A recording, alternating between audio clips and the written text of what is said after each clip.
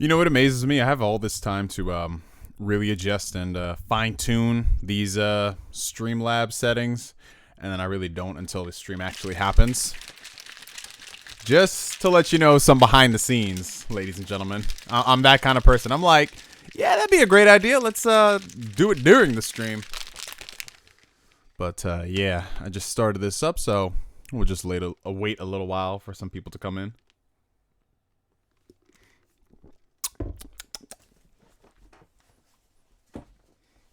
What is on my foot? Oh, it's plastic from the Xenoblade unboxing. All right.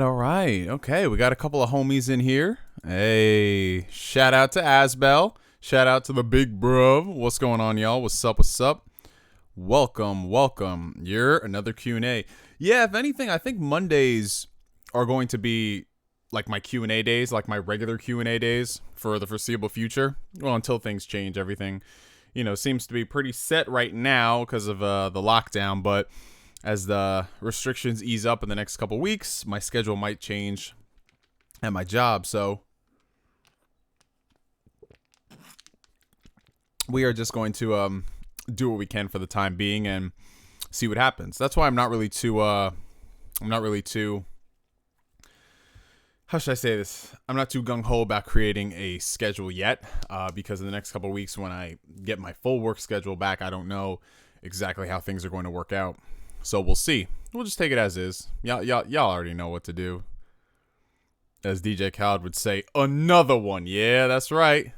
Another one. That's how it is. LOL, I knew Neo would live stream today. Yeah, you know what, Anthony? It's kind of become tradition now for the past, how long have we been going out this? Like 2 weeks now? 2 weeks, I've always streamed on Mondays. Always. So I think it's kind of nice, start out the week with a Q&A, just catching up, see how everybody's doing. Don't mind my messy bed in the background. I've got like the Xenoblade collector's edition right there. I've got like some other wires back there, which I should have cleaned beforehand, but y'all know who I am. Y'all come to this stream not to see the messy stuff on the bed. You come to see the mess that I got going on here, which, as you guys can see, it's very rough out here, y'all. It's been 2.5 months, about to be 2.5 months since I've got a proper haircut. I haven't even trimmed the facial hair whatsoever, so your boy's looking rough, but it's nice, man. I haven't really got a chance to grow my hair out like I wanted to, just because, the nature of my job, I do like to have everything clean, cut. So now just growing all this stuff out, even though it does look like a mess, I think once I finally do get a haircut, it'll look much better by comparison. Oh, but we got a couple people in the chat right here. Hold on, y'all. Let me just do my regular duties. So let me open up Chrome real quick. I gotta tweet this out to the Discord. I'm gonna tweet out to the Discord. That's a great job, Neo. Embarrassing. Oh, don't want an echo coming through.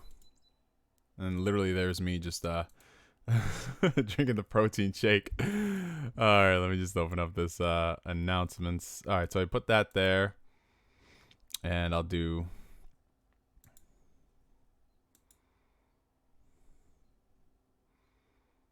Here we go. I know the Discorders are gonna be like, damn, this man really be atting everybody like 2 times a day. Well, I'm just trying to get the hang of this, keep y'all up to date on stuff. Currently live streaming on the YouTubes.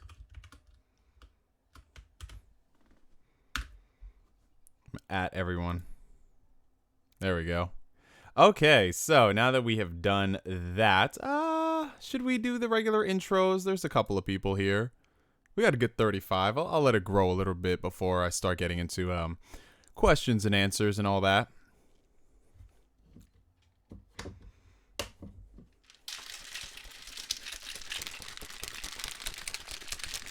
Yeah, I just got done working out. It's been over an hour or two right now, but I wasn't really in the mood to sit down and cook, so I just made myself a shake.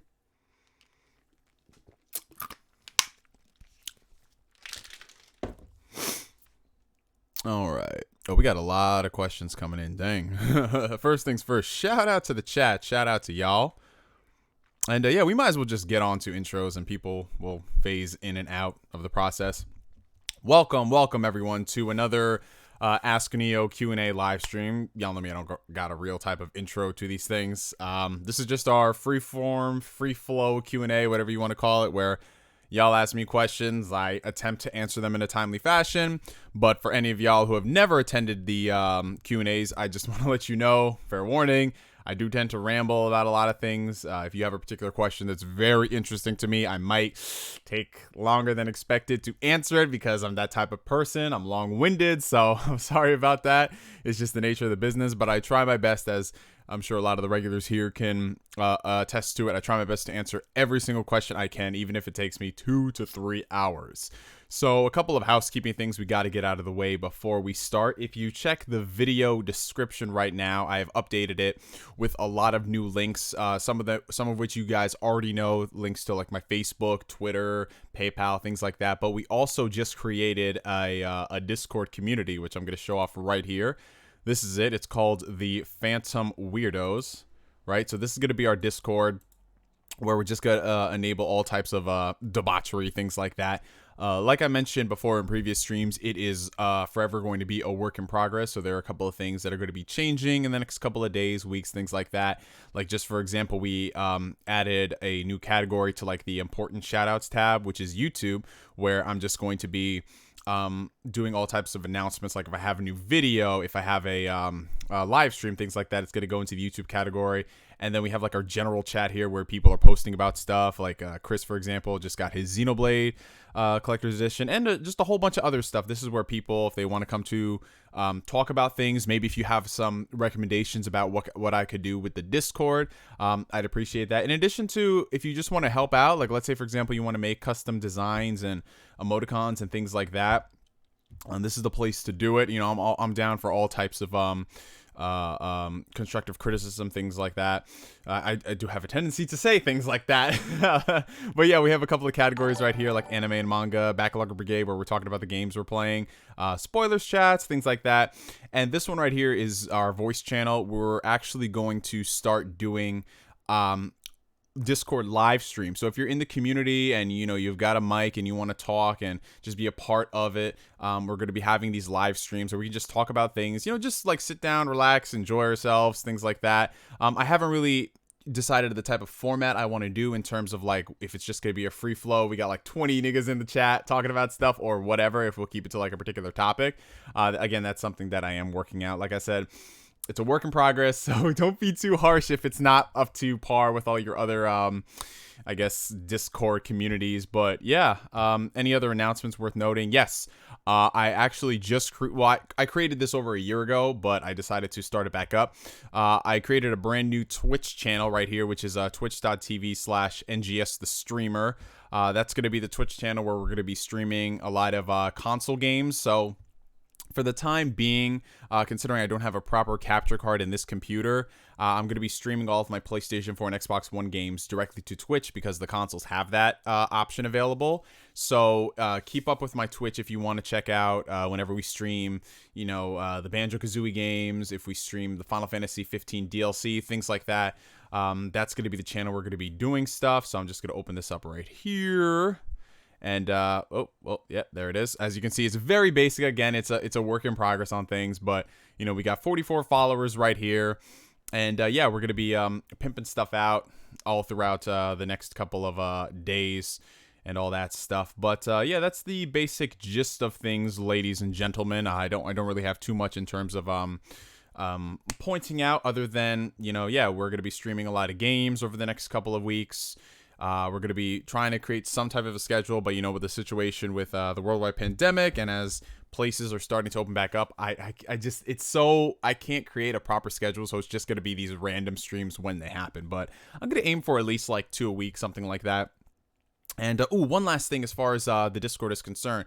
I know a lot of people out there have offered to, sorry, I'm just cleaning some dust off the webcam, offer to come up with like custom fan art, things like that. If you are the type of person who's very savvy in those things, like if you want to create, custom fan art for the Discord, or maybe like a Twitch banner or a Twitch logo, things like that, definitely feel free if you want to go ahead and do that. Get in contact with me in a direct message, and if I end up liking it a lot, I will use it, and I will definitely compensate you for your time. I'm not that type of person who says, yeah, create the art and I'll pay you an exposure. No, if you spend your time and effort, blood, sweat, and tears to do anything, of course, I am going to compensate you. So definitely message me if you are a person who's artistically savvy, because I am looking for a proper Twitch banner and those type of things. So yeah. Okay. One last thing. Ooh, okay. This will be the last thing, and then we're going to get into the questions, y'all. Yes, as y'all have noticed, there are super chats flying across the screen. Super chats are a way for y'all if you want to get your question to have more priority.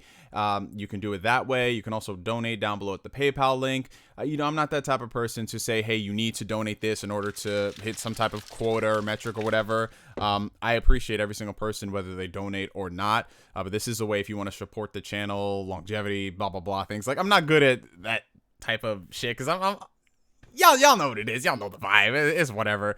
But yeah, that's the extent of all I gotta say. So we'll move on to. Oh, we actually have 2 super chats going right now. So the first one is coming from the stream boss Mohammed with 55 Norwegian krona. Back again. Good to see you, bro. How you doing? I'm doing swell, man. I'm doing good. I'm not gonna lie. It's been pretty rough past couple days here in the United States. I'm gonna try to keep that sort of talk to a minimum because I think everybody. We know the situation that's happening right now, and we're all just trying to process everything about it. My attempt with this stream is to really not focus too much on that because I've already dedicated a lot of time and energy. If you follow me on Twitter and Facebook and things like that, I want to make this like a little bit of a safe haven, like a breather for people to, not necessarily to get their mind off of that situation, but we all need a break, after watching all of these videos and the protesting and the riots and the looting and shit like that. Sometimes it just becomes like too much, and we just need a moment where we can just cleanse. And I guess the term would be create a safe space where we can just have fun, talk about video games, anime, shit like that.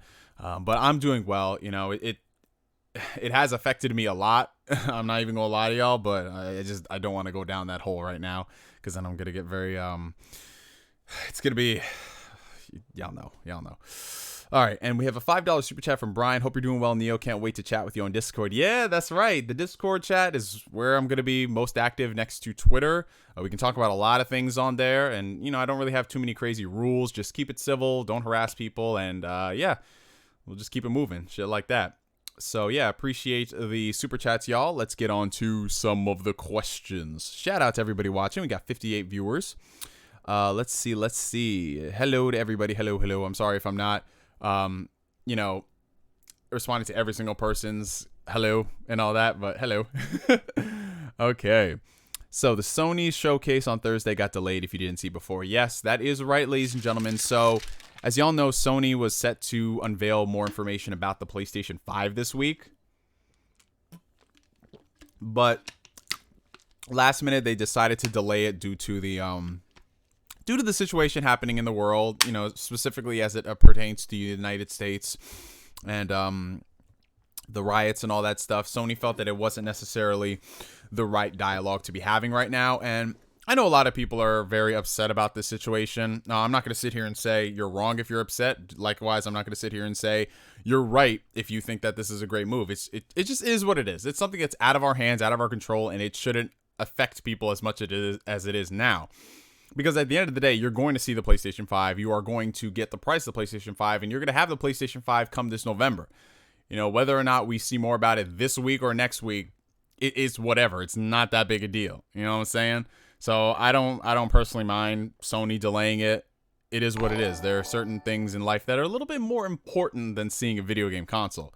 But if you're a person who was looking forward to it and you're bummed out, I totally understand that. I really do, because it's nice to have something to take our minds off of this, even if it's momentarily for like an hour or two. And I don't think that's wrong either to say, like I'm that type of person. A lot of people try to put me in one box or another, but I'm just like, provided you ain't a crazy fanboy and using this as a console war thing, you're okay in my book. All right. Ooh, we have a $10 super chat. Thank you very much for that, Techman771. Stay safe, man. Been watching your channel for a long time. Thought I would give you some support. Thought I would give you some support. See you on Discord. Thank you so much for that, Techman. It really does mean a lot to me. You know, not just from the monetary value, but the fact that you've been supporting me for a long time, man. Like, a lot of people here are regulars of the streams, regulars of the channel, whether it's 1 year. Some people here have been here for 10 years, and I really do appreciate y'all taking the time out to comment and have fun, because that's what I tried to do with this community. All of us just have fun, have a laugh. You know, if any of y'all saw my last stream, I think if anyone who's at the last stream, they'll attest to the fact that I was going on a rant. Like, nobody was safe. I was pissed off about everything. But thank you for that, Tech Man. Okay, so more questions right here, and we got more viewers. Shout out to y'all. All right. Okay, I finally caught one of these streams. Yes, you did. Welcome. Are you going to get the Resident Evil games on Switch? Well, you know, I've kind of toiled back and forth about getting them because, you know, Resident Evil is a franchise where I think all of us own at least one of those games more than once, you know? Like, if you bought Resident Evil 4 on the GameCube, and then you bought it on the Wii, and then the PS3, and it gets insane like that. Thankfully, I haven't bought any of the Resident Evil games on Switch because I own 0 and the first one, the RE Remake, on PlayStation 4, and I thought I was gonna play them, but I really didn't, because I played them once and I was like, that's it. I just got them as part of like the Capcom Humble Bundle, I believe, years ago. So I bought those there.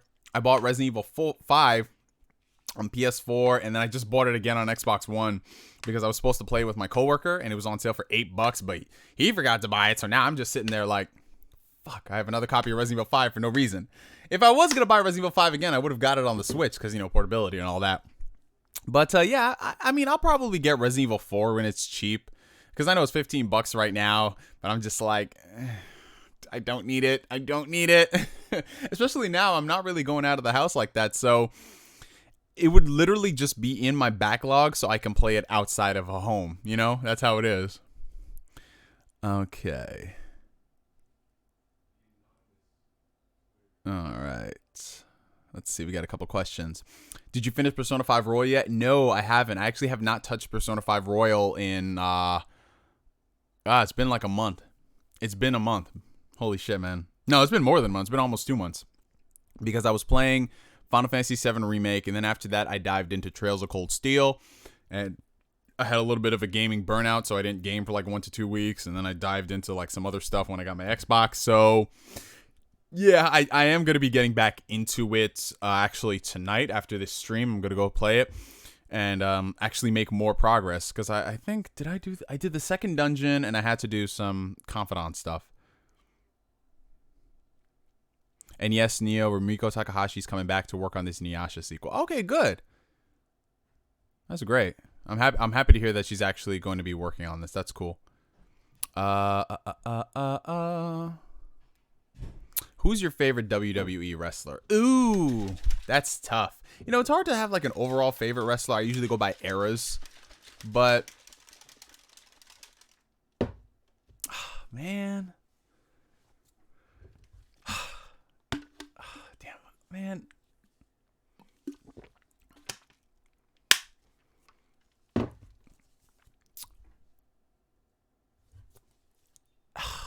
because that's the thing. Like, I have a lot, but they're like for different particular like periods in my life. So I don't necessarily have a Stone Cold. We'll go Stone Cold. Fuck it.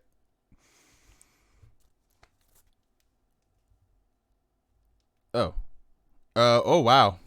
So I just got a Amber Alert, I guess if you can call that one. Extreme. Citywide curfew in effect for New York City, 11 p.m. tonight to 5 a.m. tomorrow morning. Essential workers exempted. Oh, they're exempted, but they're going to get caught in the crossfire. I'll just tell you that. I will tell you that much, man. So, yeah, there's a curfew for New York City. So that's a thing. That's definitely a thing.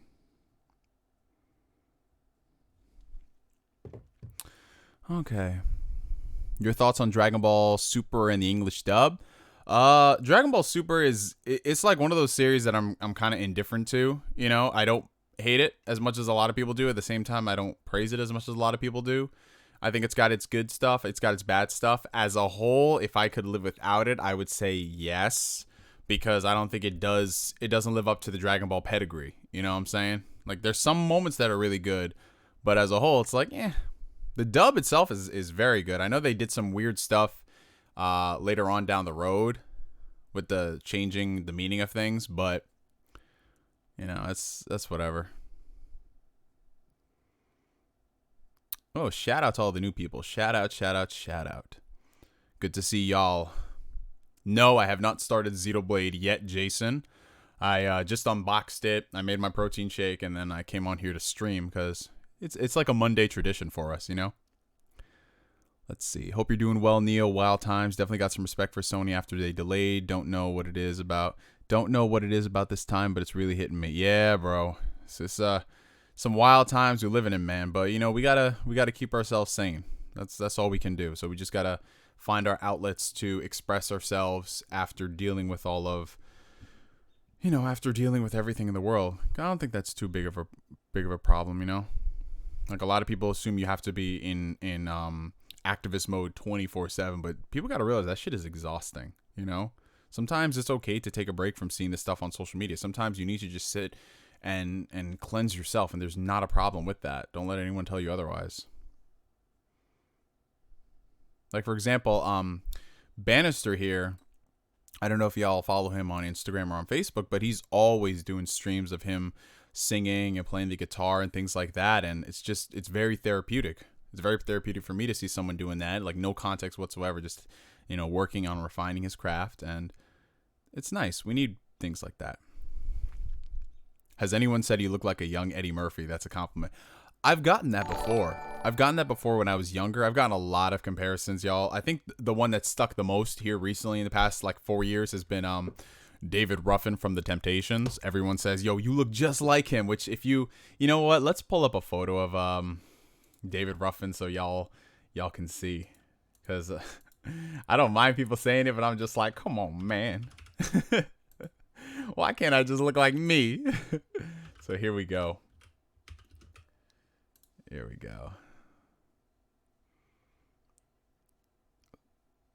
All right, I'm gonna let y'all be the judge, chat. I'm gonna let y'all be the judge. Hold on, I need to hotkey this so it's much easier, but here we go.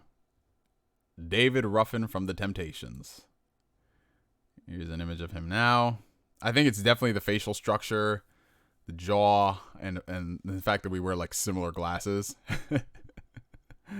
But yeah, I've been getting this comparison a lot in the past couple of years, like, a lot. And every single thing I post, man, it's crazy. And if you look at some of the YouTube comments, there have been people saying this more than anything. But yeah, there's that. Who else have I gotten compared to? I've gotten David Ruffin the most.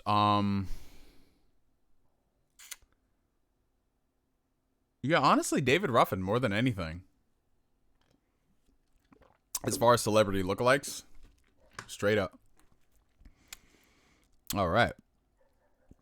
It's definitely been a crazy year. Like, 2020 is going to need its own, it's going to need its own library.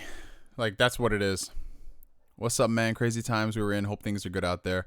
Yeah, man, we're just getting by. Thankfully over here, it's not too bad.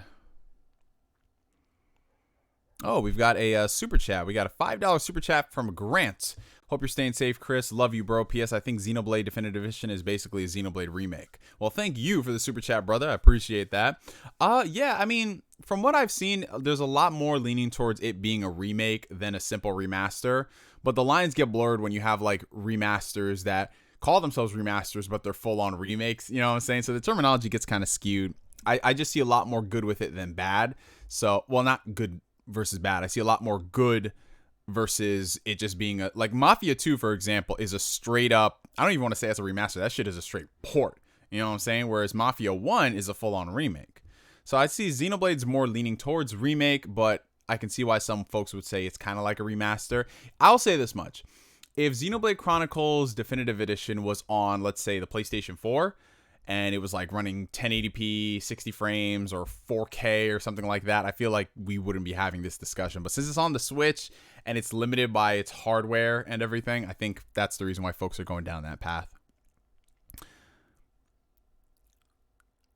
Shout out to all the people joining. Shout out. What's going on, y'all? I hope everyone is doing well.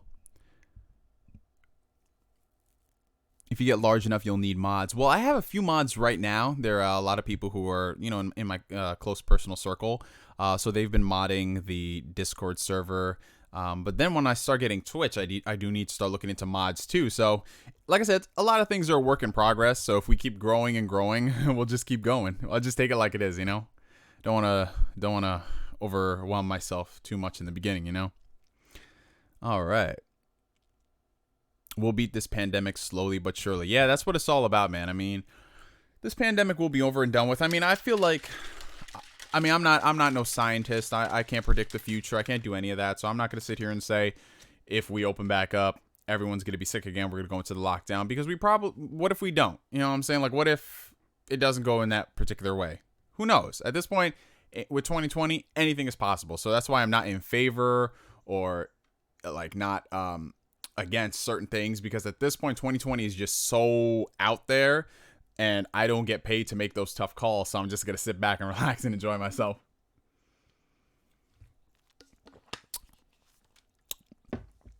Okay. Scrolling. Oh, wow. All right. So we're going through the questions, y'all. Hey, Neo, what are your top 5 Tales games? I get this question asked every stream. So in no particular order, some of my favorite ones: Tales of the Abyss, Tales of Vesperia, Tales of Grace's F. I'm going to throw the 2 Xillia games as one game because I feel like it's all just one story. So that'd be like one of them. And I loved... So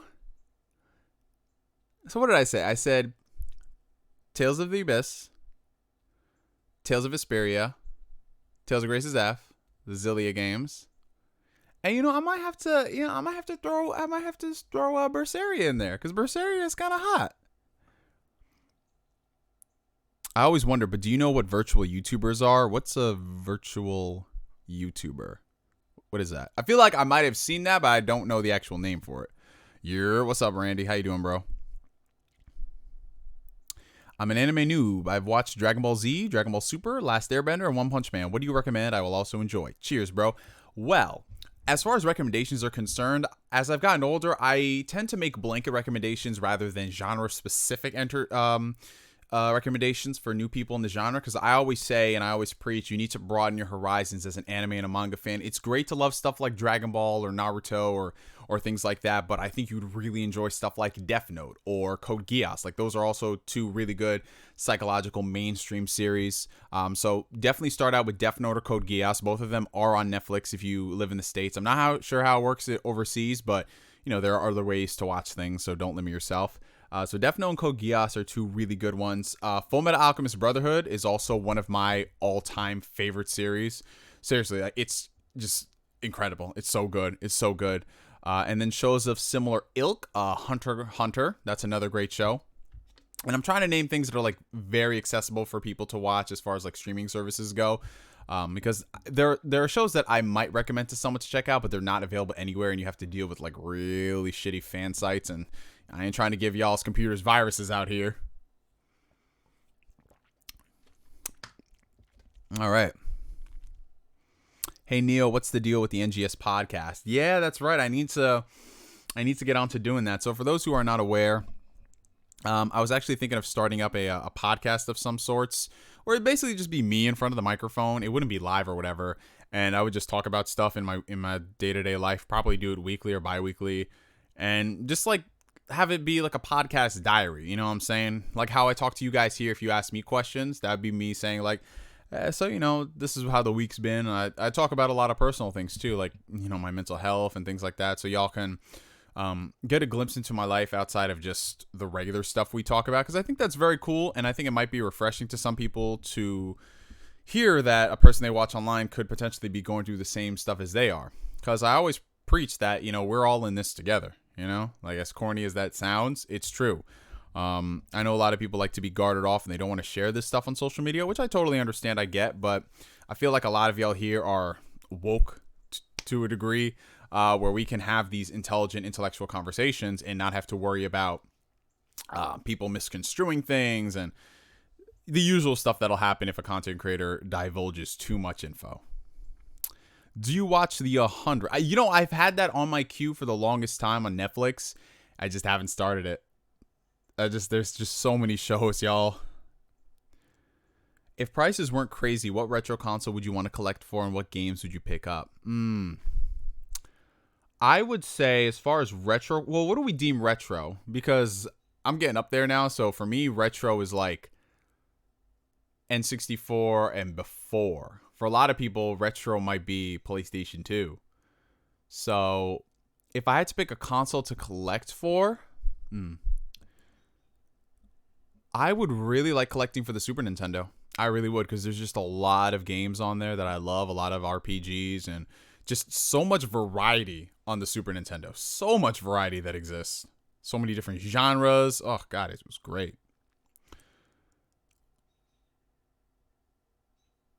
Oh, shout out to all the people in the chat. Shout out, shout out, shout out. I'm going to keep saying that until I get to the bottom. Don't you think Nintendo Switch this year has been disappointing so far? Well, I mean, honestly, I guess, yeah. Because all we've gotten was like, what? Animal Crossing and then Xenoblade. I understand why folks are disappointed, considering we came off of a really good 2019. But given the situation in the world right now, I can't really fault them. I'm not going to say that that's the sole reason why they haven't put out a lot of games. But if we're comparing Switch in throughout the years, 2017 was a great year for the Switch. 2018 was kind of lackluster. 2019 was a great year for the Switch. And then 2020, it's looking kind of spooky. So we'll just have to see what happens. We got Paper Mario coming out in, July? And if a lot of those leaks are to be believed, and we have a couple of Mario games on the way via collections and all that, I think it'll be a good year. I don't think it's going to be a grandiose year like last year, but we'll just see. Like I said, 2020, anything can surprise us. Okay.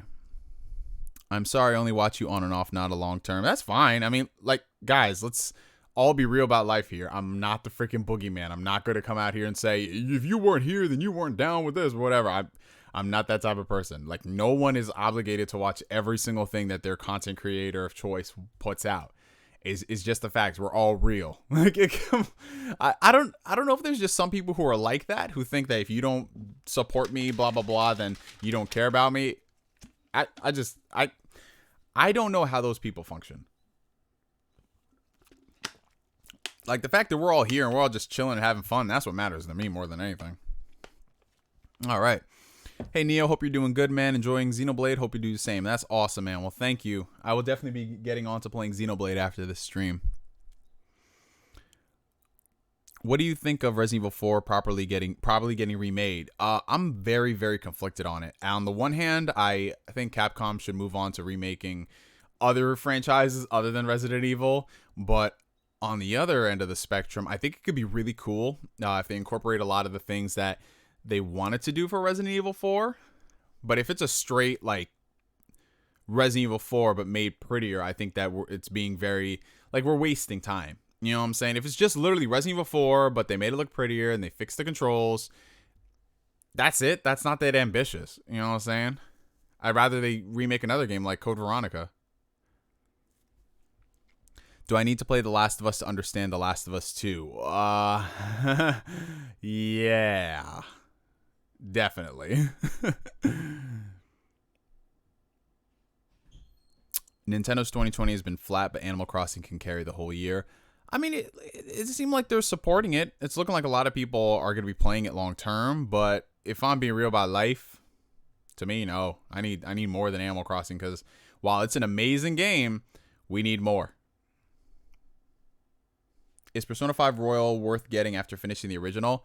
Well, I'm only at the second palace, so I can only speak on some of the quality of life improvements that they've added. I would say yes, but I need to play all that new extra content that comes later to really make that distinction. But it's good so far in terms of enjoyment.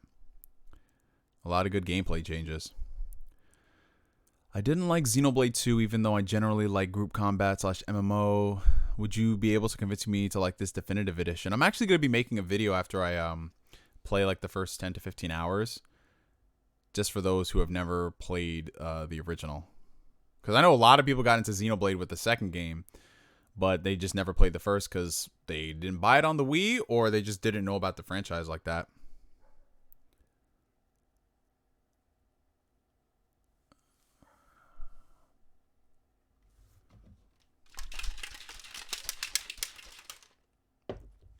Game of the year so far?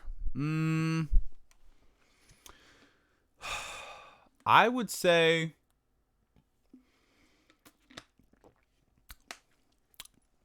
well, I haven't played a few games. I still need to play the sequel to Ori. I'm replaying the first one right now. That could potentially be a Game of the Year contender.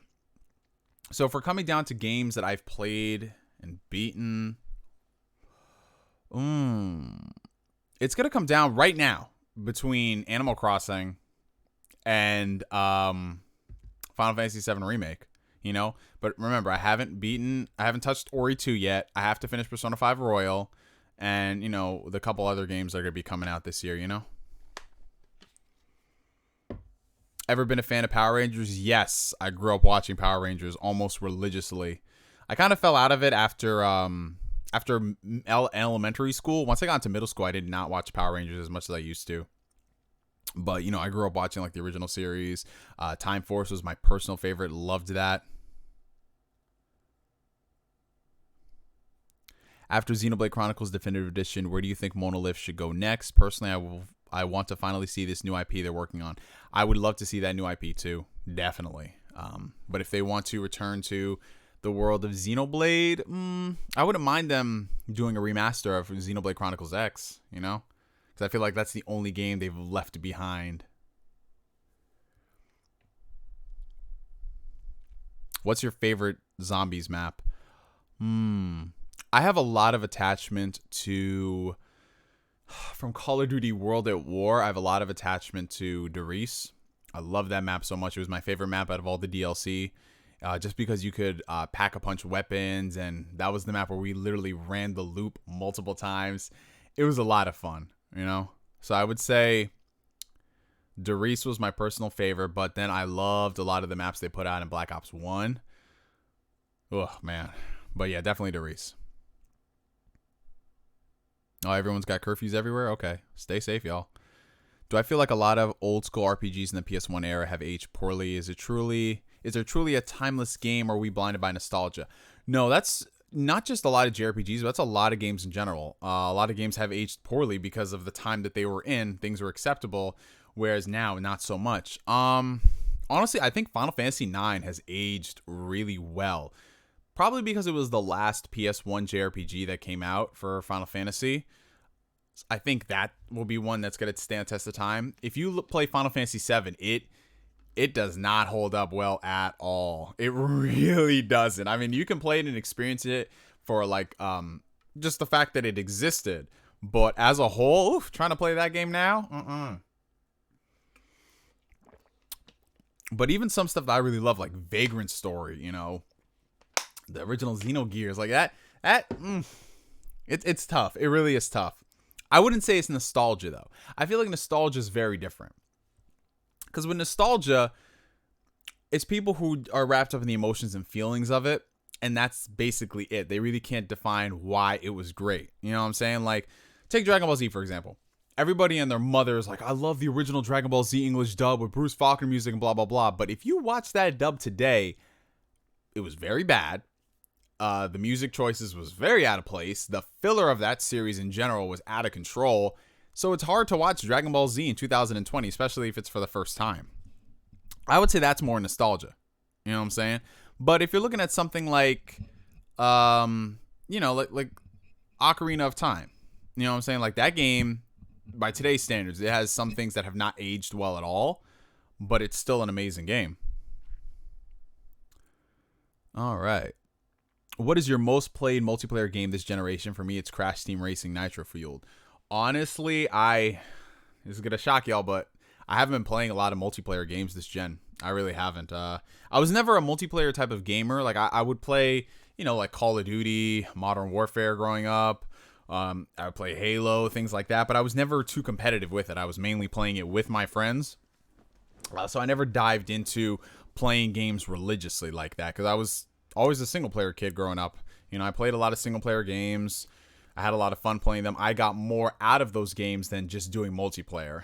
But when I did play multiplayer, some that I really enjoyed, I got really into Call of Duty World at War. I know it's sacrilegious to say after Modern Warfare 1, but I loved it. I would clean house playing that game. That was one of the first multiplayer games I was actually really good at. And while I haven't played too much multiplayer stuff, I love co-op experiences. So if I have a co-op campaign or something like Nazi Zombies, Call of Duty Zombies alone, I've put in, dude, like just going through World at War, Black Ops, not so much Black Ops 2, but I put hundreds upon hundreds of hours into those games. Hundreds, man. I love zombies so much. It's a lot of fun. I love Horde mode. It's great. Speaking of which, I got to play that on Gears of War 5. I got to see how their Horde mode is. All right. Have you ever been to Video Games New York? I've only been there at Anime Expo during... wait, what? Hold on. Have you ever been to Video Games New York? I have, only at Anime Expo. Isn't Anime Expo on the West Coast, though? I thought that was in, like, California. Unless you're talking about, like, the Crunchyroll anime thing. I don't know. But I've been to Video Games New York before. I've been there, I think, 2 times? I don't really go there too much, though, because I don't really have much of a need to go there. Don't they say you look Dominican? Yeah, everybody says I look Dominican, Lars. I've gotten Dominican. I've gotten some type of mixed constantly, and I'm just like, nah, y'all. Straight up Ethiopian, 100% Ethiopian.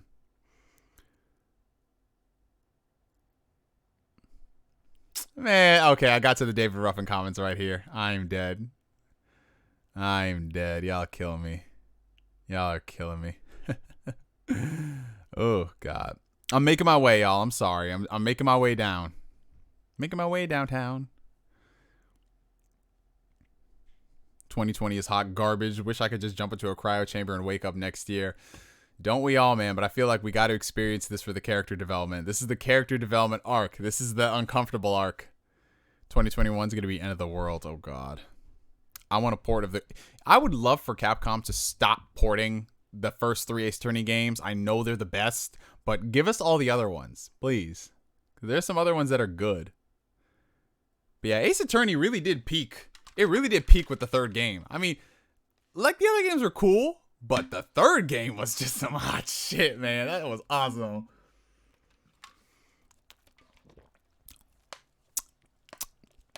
Neo, are you going to expand the channel and start collabing with other YouTubers more often again or nah? I mean, I'm always down to collab, but for me, when it comes to collabing, it's got to be something that is relevant. You know what I'm saying? I don't just collab for the sake of collabing like a lot of people these days do. So I'll get on here and I'll do videos with my friends and we'll talk about things. But that's because I really like their input on the subject matter. You know what I'm saying? So it's got to be something relevant. Like, I'm not just going to collab with, I don't know, name popular YouTuber who has a similar view to me just because. You know what I'm saying? I don't do that. If there's someone who I know we can gel with and it'd be a great dialogue and conversation, then hell yeah. Yeah, this has been a crazy year. Yo, I love Tales of Zillia. And see, Asbel, this is why I fucks with Asbel over here, because he knows that both the Zillia games, they're just one game, honestly, when you consider things. So it's like Zillia 2 does a lot of things better than Zillia 1, but then Zillia 1's story is a lot more focused and concise compared to Zillia 2. Favorite Ys game? Narrow it down. Which one? The ones that they keep remaking or what? Hey, that's what's up. Oh, you started Tales of Radiant I can't even speak that either. Yeah, there's a couple Tales games I haven't played. I haven't played the PS1. Was it Tales of Destiny 2? The one we didn't get over here. I still haven't played that. But to me, I just feel like now it's going to be so dated that when I play it, it's just, ugh, you know? Ooh, Mohammed back at it with the 55 Norwegian krona. How did you get into manga or anime? Got into anime thanks to your videos. Thank you. Wow, that's really awesome, bro. That seriously is. I'm surprised because more often than not, a lot of the people who follow the channel are already into this nerdy stuff, but to have someone who's like never into it get into it, that's dope, dude. So how I got into I got into anime first, and I got into it without even really knowing what it was, because I watched a lot of anime growing up, but I knew it was always different from what I saw like cartoon wise, but I didn't know what it was. I didn't know it was Japanese animation until I started what's it called? I started watching things on Toonami. You know, I was watching Dragon Ball, and I believe Yu Yu Hakusho was the first anime that I actually recognized as anime, because we went into the grocery store and we picked up Shonen Jump magazine. This is like early 2000s. And I was like, oh, this is different. This is from Japan. What is this? So Yu Yu Hakusho was my first anime that I watched that actually got me interested in the genre. And from there, it catapulted into watching other series, and that's how I dived into manga, because I found out that these anime had like a book version of them. You know, it was like comics. You know how you have comic book shows and then you have the comics?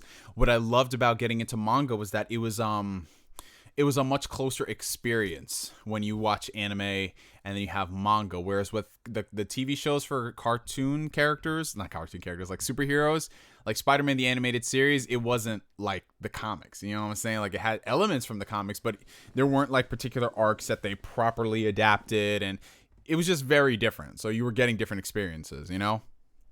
So that's how I got into it. I got into it by watching it on Toonami, and it just went from there. But thank you for the super chat, bro. I appreciate it. All right. Live YouTubers are people who use that live 2D program as an avatar or use it as a face cam for games. Oh, okay. I think I've seen that then. Have you seen Love is War Kaguya-sama? No, I have not. If it's a good series, I'll add it to the list. Oh, evidently it's a good series. I'm seeing a lot of comments. Yes, if y'all have not checked out Fullmetal Alchemist Brotherhood, I implore you to. It's an amazing series. Yeah, there's a lot of people here are listing some good things. Neo Y, don't recommend Code Geass to the chat. I have to. Justice for Table Kun. Justice for Table Kun. That's all I'm going to say. I just rewatched Code Geass a few weeks ago. Man, when I got to that scene, I was like, what the? And then, yo, all right. If you are under the age and you don't know about any of that stuff, you might want to click off the video. But I was watching Code Geass, and there was this one chick. Should I tell them? All right, chat, hit the verdict. Should I tell them what happens in Code Geass? Should I tell them that scene? Hit the verdict, chat. Hit the verdict. Question, do you believe that has a chance to be in Smash? I believe there's evidence. I mean, at this point, I don't care. Throw everybody in Smash Bros. That's what it's all about. Ooh, blissfully. Apologies in advance if I butchers y'all's name. I'm sorry. Blissfully Anika? Maybe? 199 with super chat. Thank you so much. Top 3 psychological anime besides Death Note. Okay. So, Monster is one of my personal favorites. Ironically, okay, so how do we define psychological anime? Because I saw Mushishi, and I don't know if people would consider that a psychological anime, but I really enjoyed it. So let's see, we got Monster, Mushishi. What else? Because there's some series that, for me, psychological, like, it could be like a series where they're just talking about things happening in the world. You know what I'm saying? Does that count as psychological? I need an answer on that, y'all. What 3 games would you like to be remade? Good question, Lars. Good question. If we're talking games that are meant to be remade, I honestly would like for them to remake not necessarily already established great games, but games that were a little too ahead of their time, if that makes sense. Like games that like you could kind of see what they were going for, but they just did not nail it. A lot of PlayStation 1 games suffer from this because they were at that weird junction where we had the really like established great Super Nintendo titles, and then you had these PlayStation games that were trying to like make progress, like take the next step, but they just did not hit it. They didn't nail it at all. So I think a lot of PlayStation 1 games, a lot of the JRPGs, I think would really benefit from them. I mean, one game that y'all already know I would love for to get remade is Legend of Dragoon. Like that story and the characters, that saga is just so epic, and I just think that there were a couple of misfires with its what's the term I'm looking for, with its particular, there's one term I always use, I forget what it was, but Legend of Dragoon is one. And if I'm like, not necessarily a game that wasn't great at the time, but I would love for them to do a Chrono Trigger remake. And if remake means they got to do everything from the ground up, sure, but I would take them doing a proper remaster of it without any of like the bullshit things happening on the like PC versions and all that.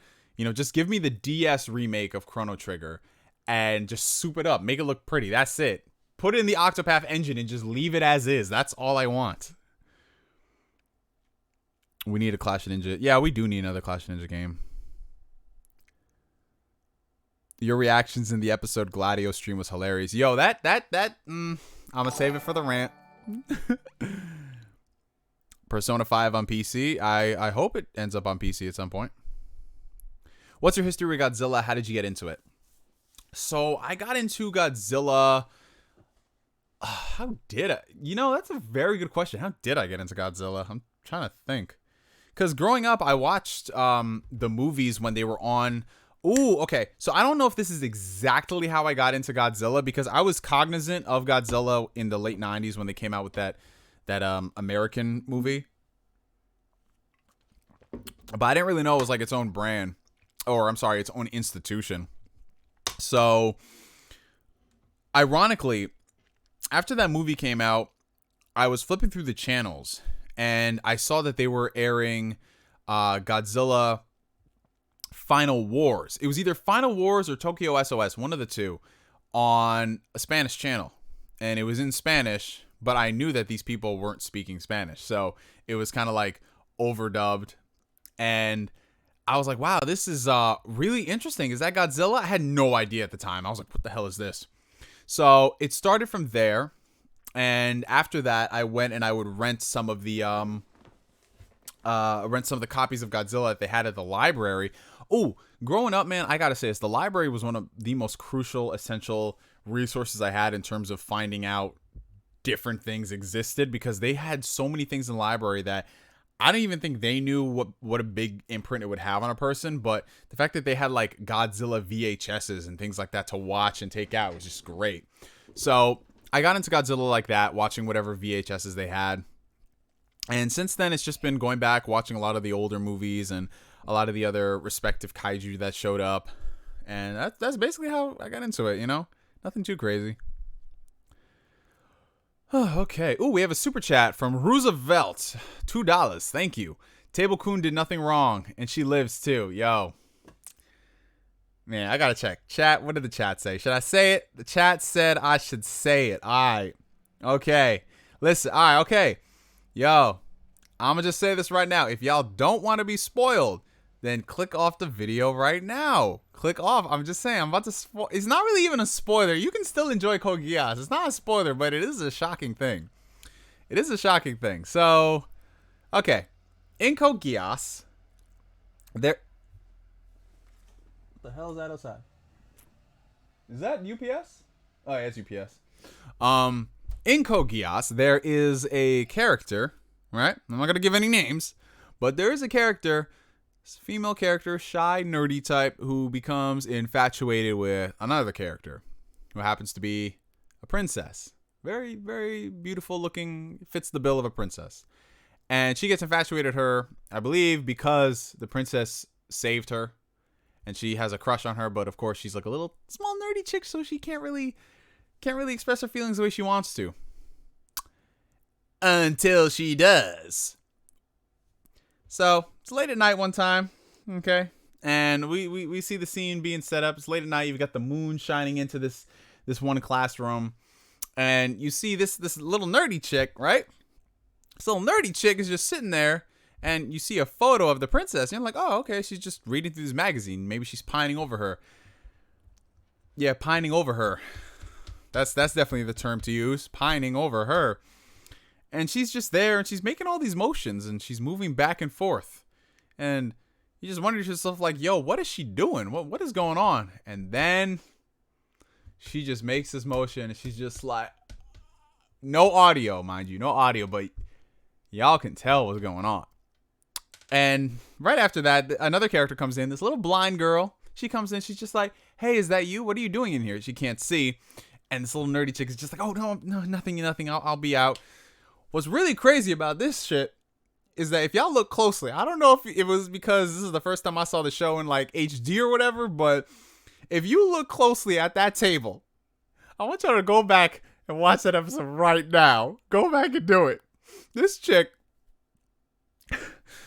straight up ejaculated on the table. It's visible right there. I am not making this up, y'all. She straight up ejaculated on the table after using the table to a masturbate. Oh my god. Justice for Table Coon. Justice for Table Coon. Like, my voice went so high pitched right now. I can't, y'all. Oh god. Oh god. What do y'all think about that? What do y'all think about that? And it gets worse. It gets worse. That's not even the tip of the iceberg with this character. Y'all ain't see nothing yet. Man, justice for Table Coon. That's all I gotta say. Man. Okay. Let's get back to the questions, y'all. Yo, it always comes, everyone be talking about Berserk in every stream. I don't even know why. Okay. We do need Persona 5 on Switch. Yes, we do. You're currently collecting for the DS and 3DS, and there's a lot of RPGs there, better than the Super Nintendo. I would say, yeah, there's a lot more RPGs on the DS than the Super Nintendo. Because the Super Nintendo, it had RPGs, but not a lot. The reason why I said I love the Super Nintendo was because of the variety of games that existed there. But PS1 RPGs are far superior to Super Nintendo RPGs. Yo, Neo, been a fan of you since the Storm 2 days. Shout out to you, brother. When I was 10 and I wasn't even allowed to have a YouTube, I would look up your name, and as soon as I got your channel, you were my first sub to. Oh, man, appreciate that, Speedrunner. Yo, y'all, man, if you weren't around during the early YouTube days, it was just something different. Like, when you created a YouTube channel, you really felt like you were hot shit because there was so much customization attached to it. Like, YouTube was a legit community back then. You could pimp out your backgrounds. You could pimp out your whole page. It was straight up like MySpace, man. That was the best part about it. Shout out to you, brother. Yo, hope you're doing well, bro. How's the home workouts going for you? Oh, thank you to that, Wolf. I appreciate you, man. And the home workouts, well, they're home workouts. That's it, man. I've been doing these home workouts for, we're going on almost 3 months now, and I'm not even gonna lie, y'all. The past month and a half have been very boring. Like, straight up boring. I've literally exhausted everything that I could do with these workouts. So now I'm just doing them for overall health, to get away from me sitting and lying in the bed all day, and just like for my own mental sanity. You know what I'm saying? It's not necessarily for keeping in shape or being effective, you know, like it's just to get me out of the house. That's basically it. Cause there's not any amount of like freaking push-ups and sit-ups and just any type of ab movement or time and attention now that's really going to make you that much better. You know what I'm saying? It's just maintenance. That's all it is. Okay. All right. Opinions for skinny people bulking up. I'm trying to clean up my diet. I want to get more fit. Any suggestions? Ooh, well, that's a very, very, that's a very complex question, honestly. It's an easy question to answer, but it's complex at the same time. So if you are a skinny person, people dub them the hard gainers. My best piece of advice to you, if you want to bulk up, like provided you actually have your lifting and everything in check, like you have a good workout program, you're going to the gym, you know, a couple times a week, and you're actually working the muscles you're supposed to. The best thing about bulking up is you just got to eat. You have to eat a lot. And if you're doing this shit naturally, you know, you have to sometimes force feed yourself to get these gains, you know, and that's going to come with gaining a little bit of fat too. But thankfully, you're going to be so skinny, so it's not like it's going to be the worst thing in the world. If you're an extremely skinny guy, you have to eat a lot of food. A lot. I'm sorry, you got to eat a lot. Like, I don't even eat as much food as I'm supposed to. And I'm like 6'4", I'm like 200 plus pounds. It's a struggle for me to get like my daily calories in. Like, I have to wake up early in the morning. Like, when I was like about my, like, if y'all go back like 2017, early 2017 is when I was really like, I got everything tuned in, like a proper workout program, proper sleep, proper everything.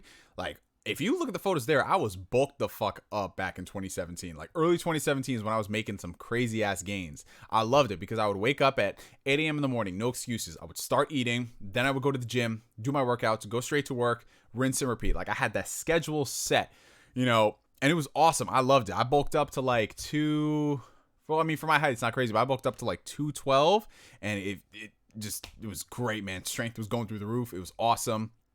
But then I decided to cut down because I was like, you know, this is great, but I'm not as athletic as I was before. So yeah, honestly, once you go through your first bulk and you make your gains, then you do like your first cut, you get accustomed to seeing what your body needs and what it doesn't, and you just get to eating by instinct for the most part. Because listen, unless you're competing in a bodybuilding show or whatever, you don't need to be 100% on your macros. Like, oh, that's 30 grams of protein, and that's like 15 grams of fat, and that's 200 grams of carbs. Like, you don't really need to do that shit. You just need to, first off, if you are lifting, you gotta eat. You have to freaking eat. You need to eat food. Majority of it clean, but sometimes have some pizza. You know, that's not gonna kill you. It's not gonna be the end of the world. Go have a burger with some fries. That's it, you know? Have you played any of the Half-Life games? I have. They're cool, but I'm not like losing sleep over no Half-Life 3, you know? Okay, there we go. Power Rangers love. Who do you think would win in a battle royale between... Damn, that's a good question. That's a good fucking question, honestly. I have to come back to that. Because that's going to require some thought process. Who the hell is blowing on my phone? Okay. Sorry about this, y'all. This man Black Bond. Man, if you don't... Trifling ass. That's the homie right there, but, you know. He talking some slanderous things about Xenoblade. You should check out Elder Scrolls Online. You know what's funny? My friend Gabe actually gifted me Elder Scrolls Online. He said the game has come a long way in the past couple of years, so yeah, I'm down for that. Did you feel like playing Crisis Core after finishing the FF7 remake? Yes, I honestly did. I honestly really did feel like playing it, but I didn't because, you know, there's too much other games to play. Yeah, I don't know about this new Power Ranger stuff, y'all. I stopped watching it, like I said, after I graduated elementary school. Not because I grew out of it. It wasn't as appealing. You know what I'm saying? I'm impressed with Xenoblade so far. The battles felt too busy at first, but now I'm getting used to it by completing quests. Yes, do a lot of quests. Do a lot of side quests in the first Xenoblade to get you into it. Lego Star Wars is the best co-op game. Yo, it honestly was. It really was one of the best co-op games. I'm not even gonna lie. Excuse me.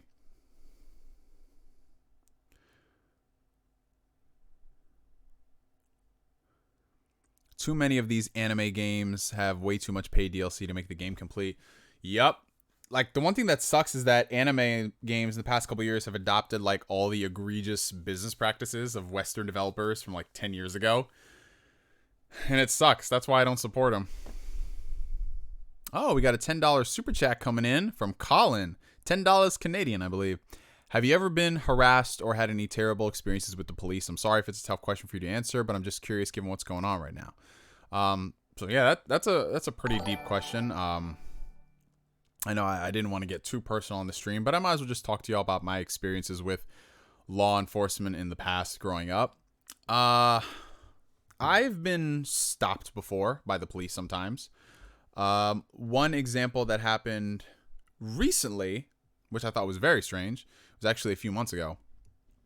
I got stopped in my own neighborhood. I was literally probably a quarter of a mile away from here. You know, I was driving. It was like a one-way street, and you know, there were a couple cars ahead of me. They were all like, the speed limit in that area was 40 miles per hour, right? And I think I was going 45. But you know, with that street, everybody goes above 40 miles per hour. So I was just like, yeah, you know, I'll go 5 over. And there was like 3 other cars ahead of me, right? So there's this particular section where you can go into the opposite lane, because it's one lane here and there's one lane over there, opposite directions, right? So there's a particular section where you can like make a turn over there. There was a cop waiting there. He was in an unmarked car. And I was just like, I knew it was a cop because I could just tell. It's so obvious. Like, bro, no one has a souped up car like that, and it's all white, right? So he comes behind me. You know, I'm maintaining my same speed that everybody is doing, right? And he pulls me over. I'm just like, what the fuck, right? It was early in the morning on a Saturday morning. There's people all around. I'm just like, why am I getting pulled over out of all these other people that he saw in front of me doing that same speed? So he pulled me over, and he was just like, do you know why I pulled you over? And I was straight up like, yeah, I think I was speeding a little. You know, like, I know there's certain things you can say, like, oh, I didn't know, whatever. And he was just like, yeah, you know, the speed limit's here. You're going 40. It's 40, but you're going 45. And I was just like, oh, I'm sorry, officer. You know, won't happen again, things like that. And he was just like, license registration. I said, okay, fine, whatever. So I go and do that, and the dude comes back, and he gives me a ticket. And he was just like, yeah, so here's a ticket here. You know, there's a lot of people who are walking around, and, you know, you going those crazy speeds. You know, I've seen a lot of accidents around here. So I'm just sitting here and thinking to myself, did this dude really just imply that I didn't know what the speed limit was around here? Like, my address, if you look at my address, it's literally that neighborhood, right? And so he literally tried to tell me what it is around here. But he didn't stop any of the other people who were going well above 40 miles per hour. He just stopped me. And I'm just like, okay, officer. Right? And I ended up fighting that in court because I thought it was unjust. Like, out of all the people that went through, like, you ended up stopping me. I'm like, what the fuck? For going 5 miles over when there were people who were going 10, 15 miles over? Okay, whatever. So that was one instance. But it was very calm, civil, collected, nothing too crazy. I was literally just wondering, like, why the hell would you?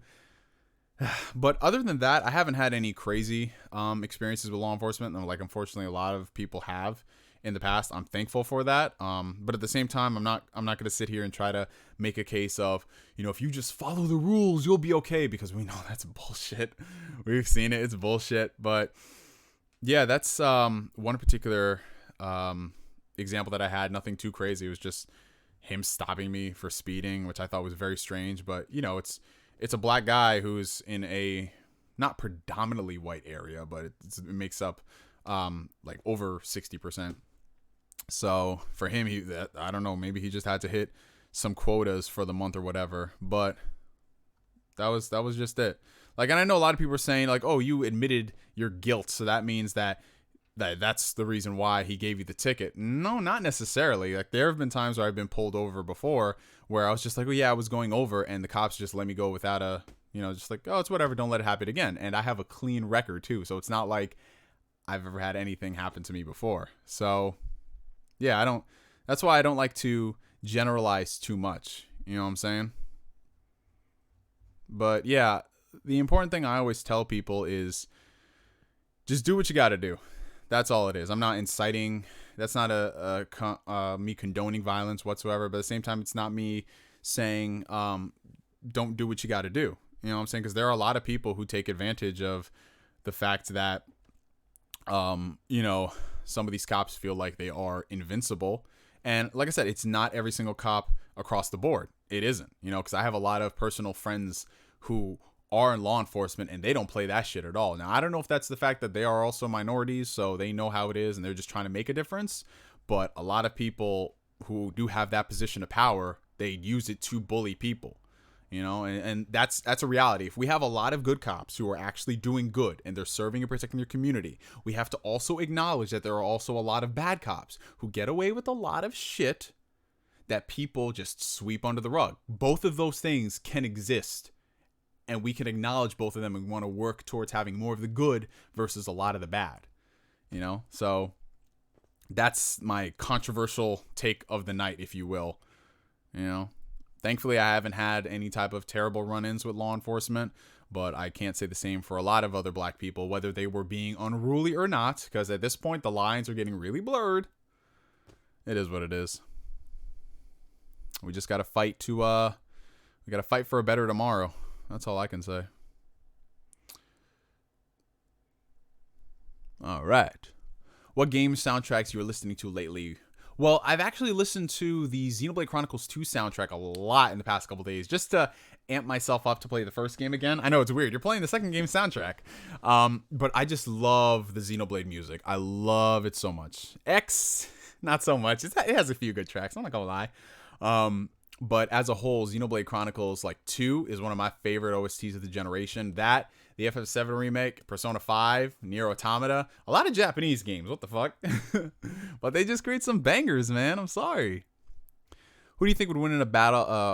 That question I got to create a pros and cons list for that.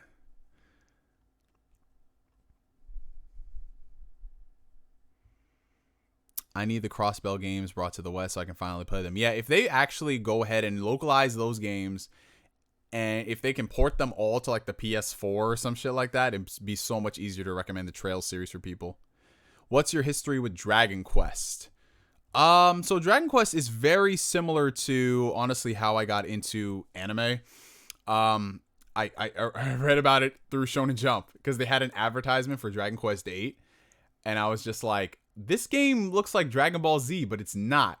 I found out it was from Akira Toriyama, a character designer. And I looked into Dragon Quest. I rented it when it first came out on the PS2.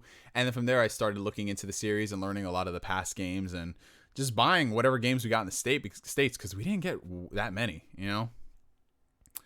So, let's see. We're in the Pain War arc. Jesus Christ. Would I rather hang out with Kabuto or Kimimaro, and why? I'd much rather hang out with Kimimaro, because Kabuto is a crazy motherfucker. Kimimaro, what's the worst Kimimaro will do? He'll just don't badmouth Orochimaru around you?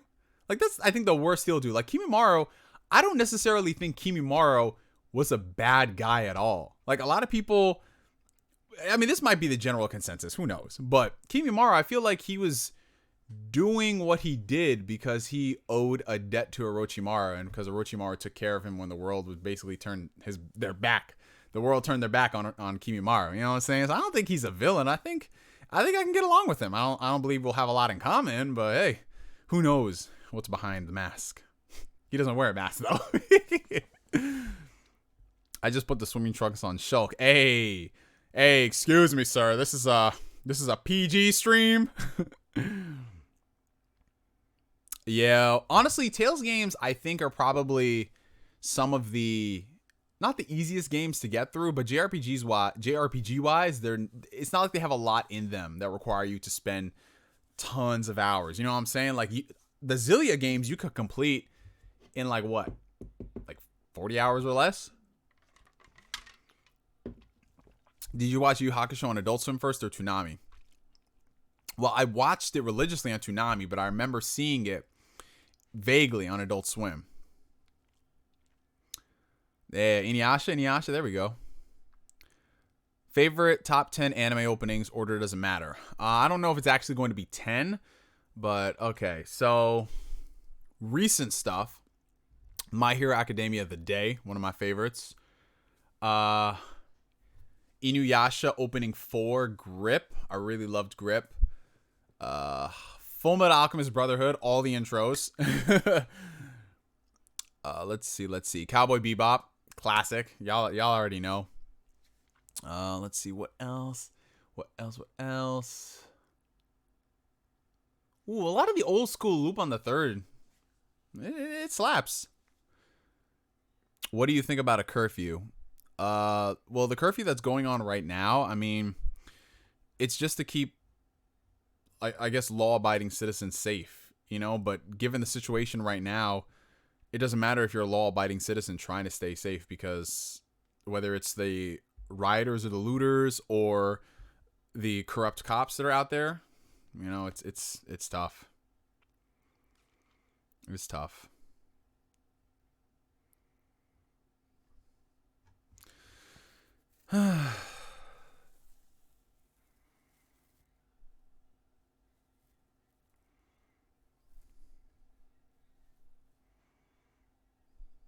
If they made an open world Yu Hakusho game, I would explode in euphoria. But why would we need an open world Yu Hakusho game? I don't think we need that. I mean, what what would you do? You go beat up thugs in the human world, and then you go to the demon world to do quests, I guess. I don't know. Table Kun didn't deserve this. Damn straight.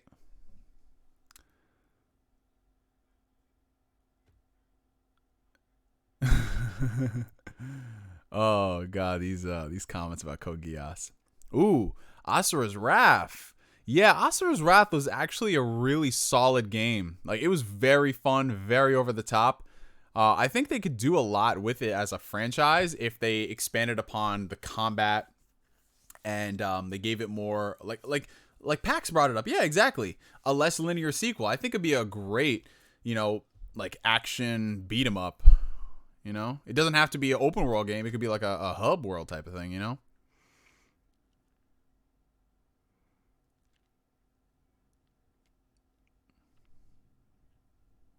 I'm just looking at these comments. I'm like, yep. Chrono Trigger would benefit from the trials of mana treatment. I guess so, but I would want them to put a little bit more effort into Chrono Trigger. Just a little bit more effort. Speaking of kaiju, have you seen the movie Fire Breather on Cartoon Network? No, I haven't. Oh god. Those Code Geass comments. Did I ever import one of the Clash of Ninja games? Yeah, I imported 2 of them.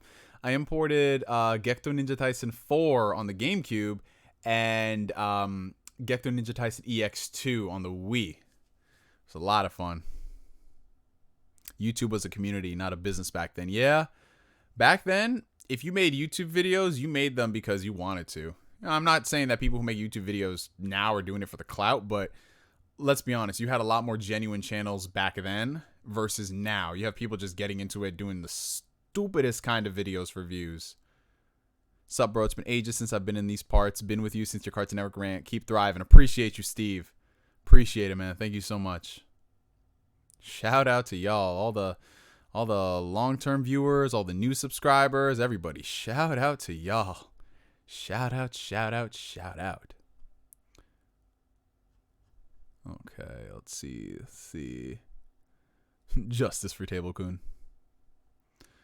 All right. Hey, Neo, how have you been working out without the gym? I just got here. Not sure if you answered this already. I've been doing a lot of home workouts. I mean, I have resistance bands. I have a pair of 25-pound dumbbells, and I'm just doing what I can to keep sane. I'm not really expecting great workouts to make gains. I'm just doing it for health and mental sanity. Who'd win in a fight, Naruto or Sora? It depends. Who has the power of friendship on their side more? You got to think about that. Thoughts on Ghost of Tsushima? I think it looks really fun. I think it looks like it's going to be a different game from Sucker Punch. I think this is something they've wanted to do for a while, outside of focusing a lot on Infamous. So, yeah, well, I guess we'll see when the game comes out. Because being excited for a game, thinking it looks cool is different versus when you get the game. And for all we know, it might suck. Does New York State still do quotas? Well, I can't say for certain. I really can't. I just think it's very odd that at the end of every month, I see a lot more cop cars roaming around the area as opposed to any other time. So it could be. Who knows? But again, I can't confirm. Do I think Shin Megami Tensei 5 is going to come out this year? Honestly, who knows, man? 2020 is strange. They could come out here with a trailer and say, boom, Shin Megami Tensei 5, November. I'd be like, what? But knowing Atlas, I don't think so. It'd be funny if they did. Top 5 worst anime gaming convention experiences. Well, thankfully, I haven't been to a lot of conventions where, shit has kind of hit the fan.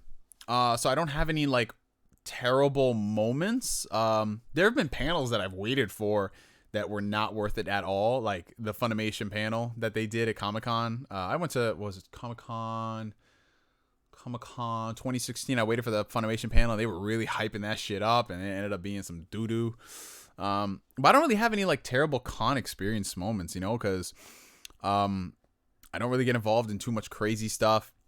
The people that I involve myself with, we run in fairly civilized circles, so we don't do any insane things. We respect one another. Hey, yo. Yeah, Kimimaro, like I said, Kimimaro is a real homie. He just, like, don't disrespect his people. That's it. That's it. Yeah, I love The Day. I love that song so much. And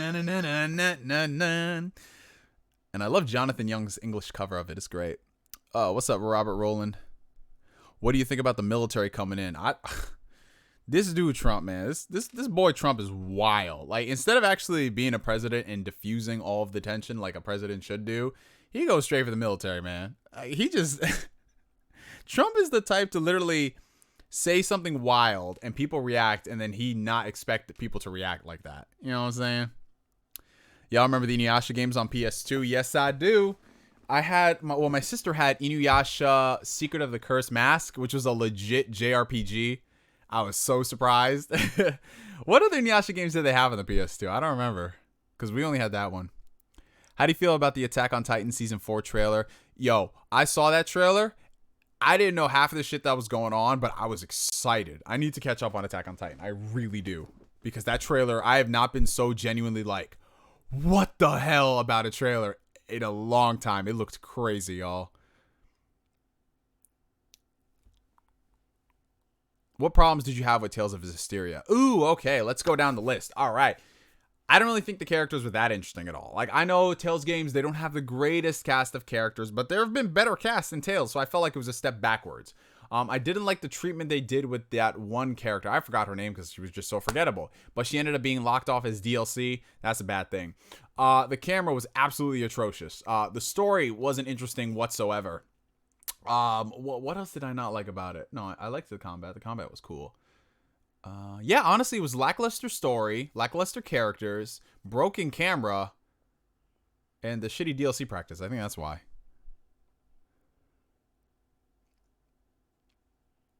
The Japan-only Nintendo nature games are where it's at. I did the same with those two. Hey, there we go. Import life. Yeah, if y'all, I mean, it's easy now because all these consoles are region free. But y'all remember back in the day how much of a struggle it was to import games? Yo, who remembers a freeloader? Who remembers the freeloader? Who remembers the freeloader? How you had to buy that so you can play your import games? Yo, I had a GameCube freeloader and I had a Wii freeloader. Dude, I spent money in order to play my import games. And it was so dope. And I was so pissed off when Nintendo locked the freeloader. Like they did an update and it just banned you from using one. I was so pissed off. I remember that was one of my first rant videos I made on YouTube. I was just like, I'm so fucking pissed off at Nintendo. This is the last goddamn straw. What are they putting out? Wii Music bullshit. I was a very angry, like, 15-year-old when I made that video. I think it was on my old channel. It's not even still up. But yeah, it was a very much so, like, I was pissed. I was very pissed. Oh, man. But yeah, freeloaders were life, man, playing import games. And I know if you lived in Europe, y'all didn't get a lot of the games that came out here in the States. So y'all would import a lot of stuff, too. Oh, yeah, the good old days of YouTube. Yo, before all these streaming services and fan sites, we used to watch anime on YouTube. This is back before copyright really went crazy. We would watch anime. Like, I watched so much of Naruto on YouTube in 3 parts. Sometimes I couldn't find the second or third part to an episode. Other times I had to go find it. It'd be like mirrored, compressed audio, Spanish subtitles. It was a real struggle. Like, if you were about watching anime in the mid-2000s, that's what you just had to do. What else did I watch all of on YouTube? I watched all of Avatar: The Last Airbender on YouTube. I watched all of Death Note and Code Geass on YouTube. Ooh, I remember, y'all remember this? Y'all remember this? I know y'all remember this. Y'all remember the Wii Internet Channel? That's right. Y'all remember the Wii Internet Channel? It was $10 and you could watch videos on the internet. I remember I would watch so much YouTube on there. Like, there was so much in the summer of, like, when did I get a router? 2008? You know, I got a router in 2008. I had no Wi-Fi whatsoever until then. But I remember I'd be watching so much anime on that Wii Internet Channel. It was crazy. Like, I remember, I think I watched more anime on my Wii than I did play games. I remember, like, that's where most of my battery usage came from in the remotes, was just watching stuff on, yo, shit, I want to see, y'all remember this shit. Y'all gotta remember this shit. Dude, straight up, like, you could watch whole series on YouTube back in the day. Like, it was just, man, it was fun. It was really fun. Top 5 favorite games you played on PS4 so far. Oh, all right. So, top five, blah, blah, blah. God of War. Loved it. It's like my favorite game this generation. God of War, Persona 5, Spider-Man. Like, those are 3 really big ones for me. And there's just a lot of other... Like, this generation has been really good for gaming. That's why I don't understand all these people who are saying, this generation sucks. It doesn't, man. You got great things like Nier Automata on there. Oh, man, playing through some of the Telltale games like The Wolf Among Us, one of my personal favorites. There's a lot of good stuff, man. Nier Tomato Bisque. All right. Strange question to ask. Do you think corporations like Sony are being disingenuous in their messaging about the riots, especially when they don't address other riots happening around the globe? I don't necessarily think they're disingenuous because I don't... Like, that's the whole thing. Like, it's part of the reason why I don't really care much for cancel culture, because if someone comes out and they do something, we can't fault them for not doing stuff before in the past to an extent. You know what I'm saying? Because if somebody wants to come out and protest something, we can't just sit here and be like, well, where were you before such and such? Like, the important thing is that we have another ally with us fighting it. Now, if it ends up they're just doing this for save face and they just don't care whatsoever, then yeah, that's bullshit, which is honestly how all these corporations really are. Let's be real about life for a second. Do not misconstrue the things about having a big corporation like Sony or Microsoft under your banner of like fighting injustice when they literally don't say anything about anything any other time of the year. You know what I'm saying? But you also got to read the room. You know what I'm saying? Like, not everything has to be a case of, oh, do they really care? You know, because we don't know what some of them are doing behind the scenes. Like, Sony in general has been very much so about empowering creators of all walks of life. Like, you've seen what they've done as far as like getting things off the ground with the indie community and just the amount of money that they've donated to a lot of these different projects and organizations. They do a lot. You know, they put their money where their mouth is. But if we were to sit here and lambast these corporations for not speaking out about every single injustice happening in the world, I think we're just all going to be blue in the face, and I don't know if it's really that constructive. So on the one hand, I understand exactly what you're talking about. I get it, you know, but on the other, it's just like, I don't know, you know, I don't know, like what should we do? Like, we're never going to have a perfect individual who has been there to support all types of crazy like injustices out there. Like, a lot of people like to say that they do, but they don't, because they don't know everything that happens in the world. Like, there's a lot of stuff that happens in the world that we don't know anything about because it's not reported. Are you watching any anime right now? Not necessarily. I'm watching a lot of older series. Like, I just started Vinland Saga. I just started that a few days back. I don't have much of an opinion on it. I'm only 2 episodes in. Inuyasha Feudal Combat. That was a game? I gotta look that up. Hold up. Let's look that up, y'all. Inuyasha Feudal Combat. It sounds vaguely familiar. Let's look that up. Inuyasha sequel. Feudal Combat. Oh! This was a game! I remember this. My sister, I don't know why she didn't buy it.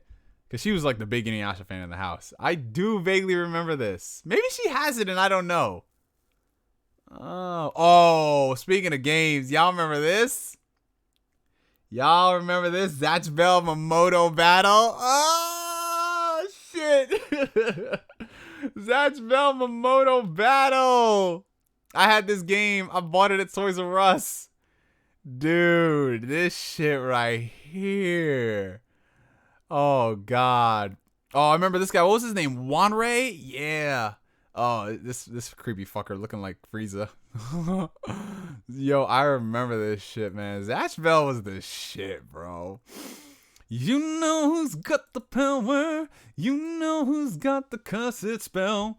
If they come to take the chain. Zatch Bell. Courage and heart. That brings me back, bro. That brings me back. Zatchbell was the shit. Oh, man. Oh, we have a $10 super chat from the homie Marcus. Did you talk about the George Floyd incident? If not, what are your full thoughts? But if you did, how do you think a Superman game would be? So, we didn't talk about the George Floyd incident exactly. I mean, we spoke briefly about what was happening in the world right now. Because I wanted to use this stream to kind of get people's minds off of that stuff.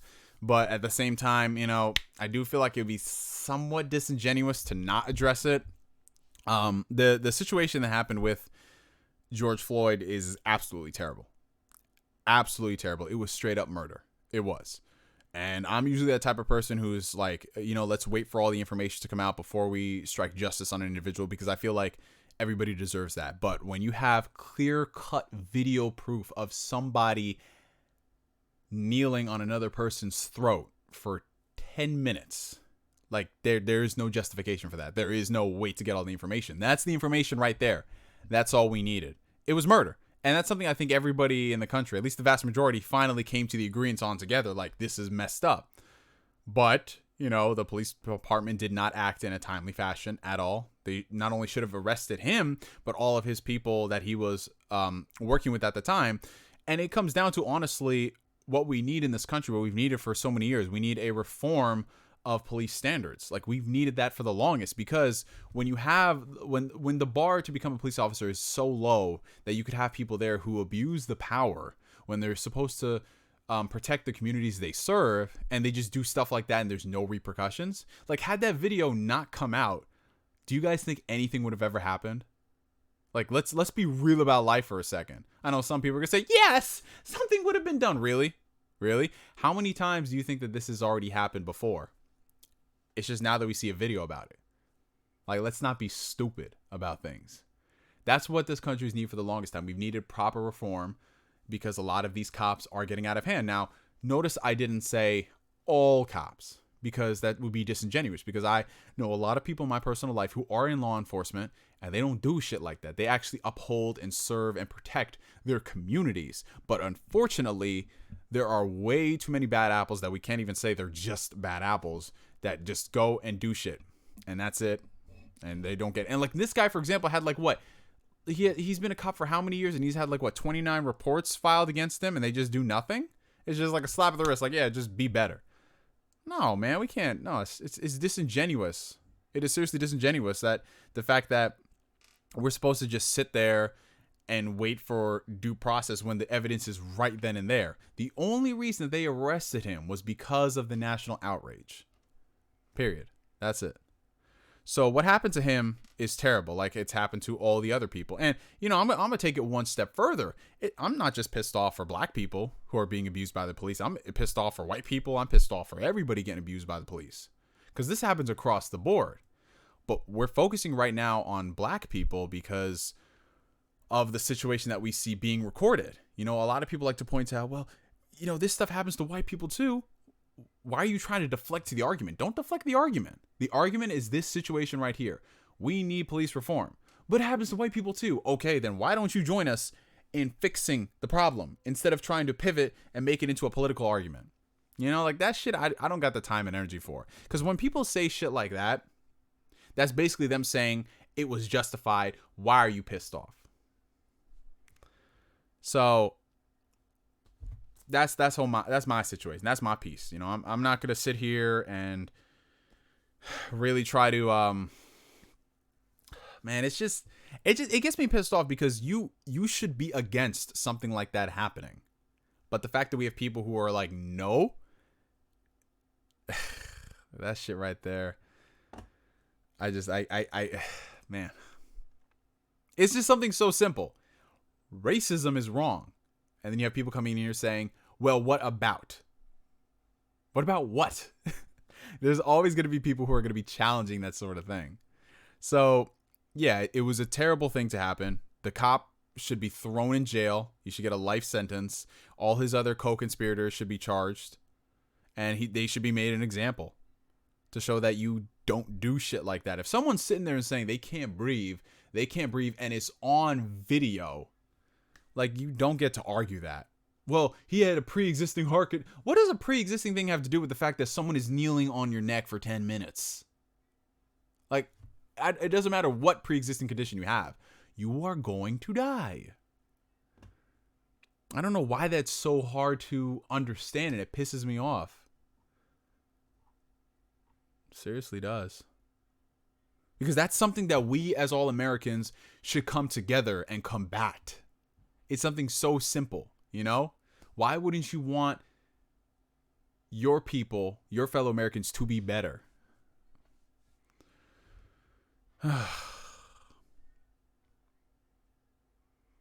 Yeah, like I said, I'm not gonna sit here and defend the riots and the looting, because that's a whole other discussion to have. But at the same time, like, what are we gonna take away from all this at the end of the day? Is some shit needs to change, and we keep saying that after every single incident, but something needs to happen, and we all owe it to ourselves to do it. We can't wait for our politicians to come out there and speak a lot of empty promises. We got to do shit ourselves. And I'm already seeing a lot of people, in the community who are doing shit. Like I said, like, speaking all the personal friends I have in law enforcement who are going and trying to make a difference, trying to make a change. That's their way of doing things.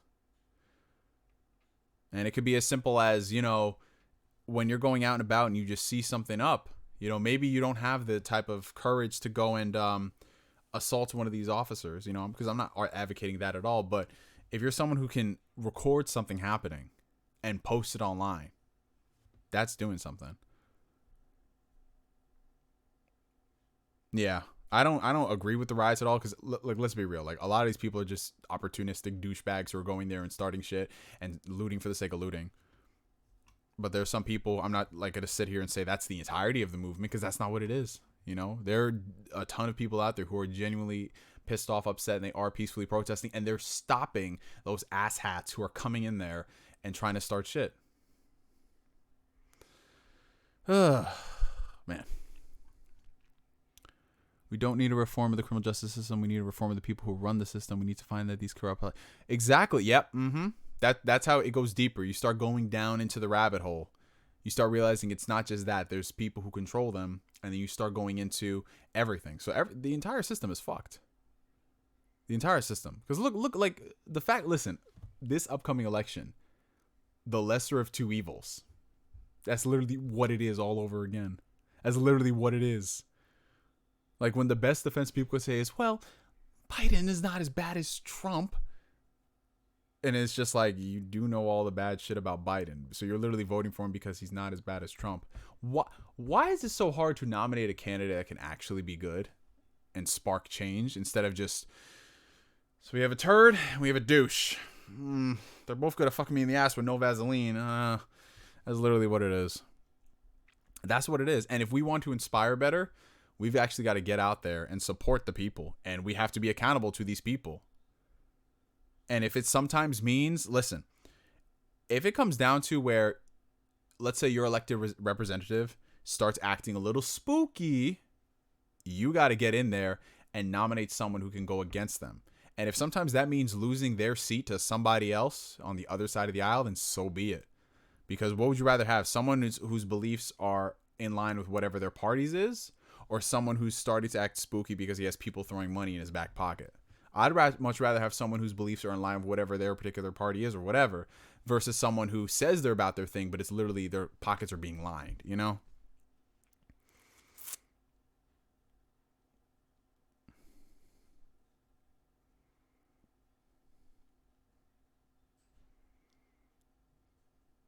Yeah, the South Park reference. I love the South Park references. They're so applicable to life. They're so applicable to life.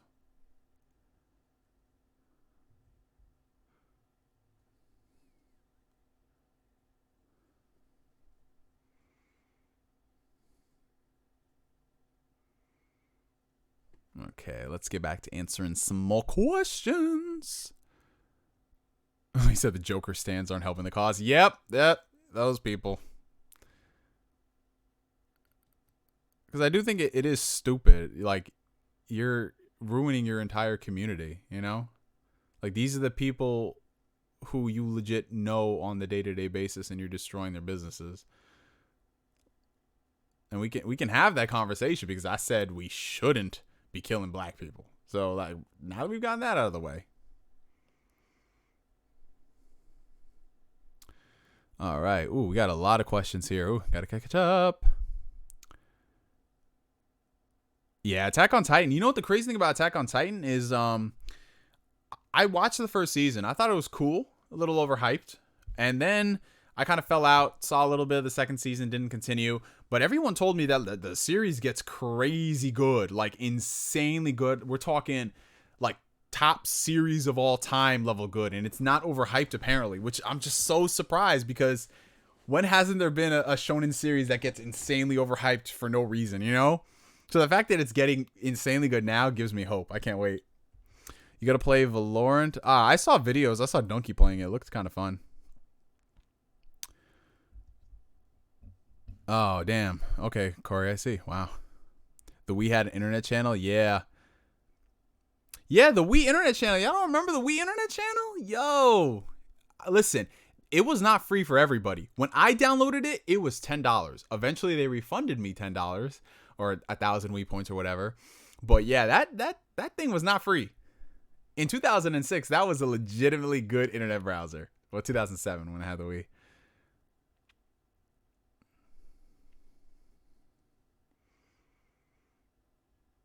Oh, yo, you know what the funny thing is? Okay, so back in 2007, 2008, I had the Wii internet channel, and back then we didn't have we had one computer in the house.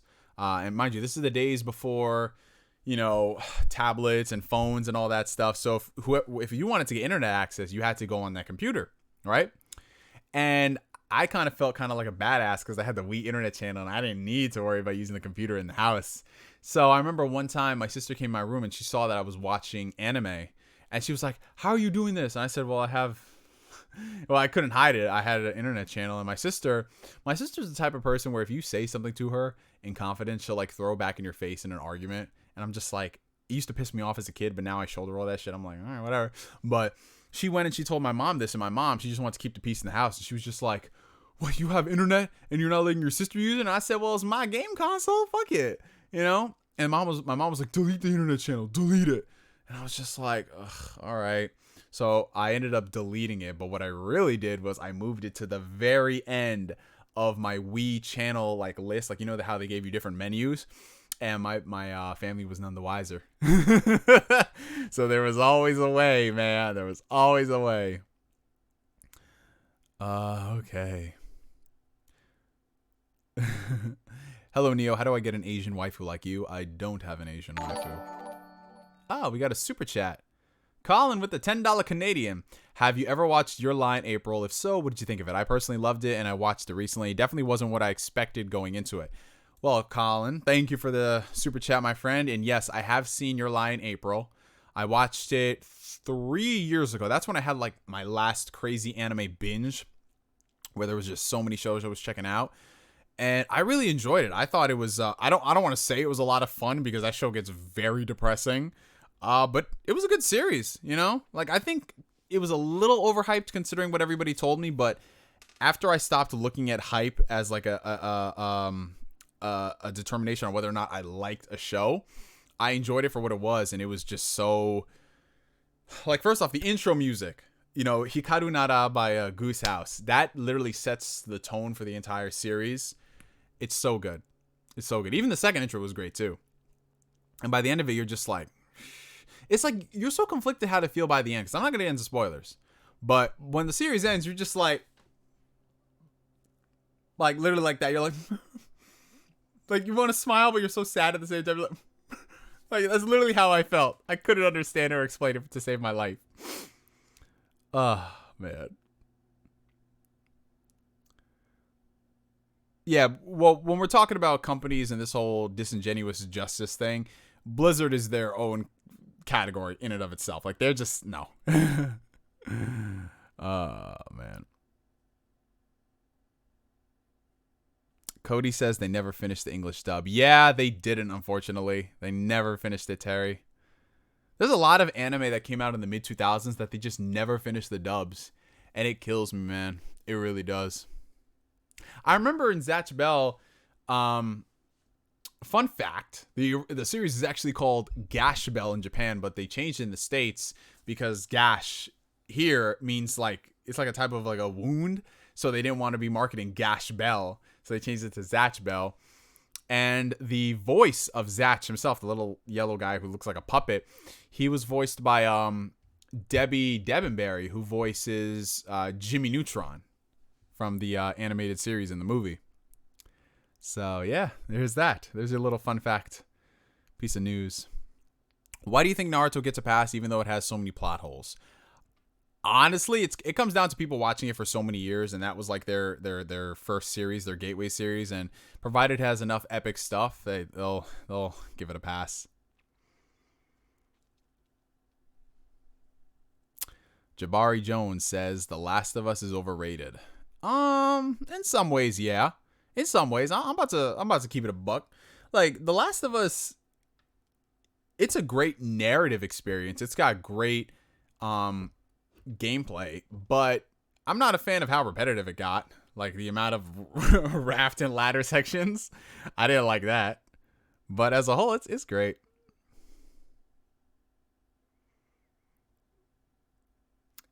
Damn.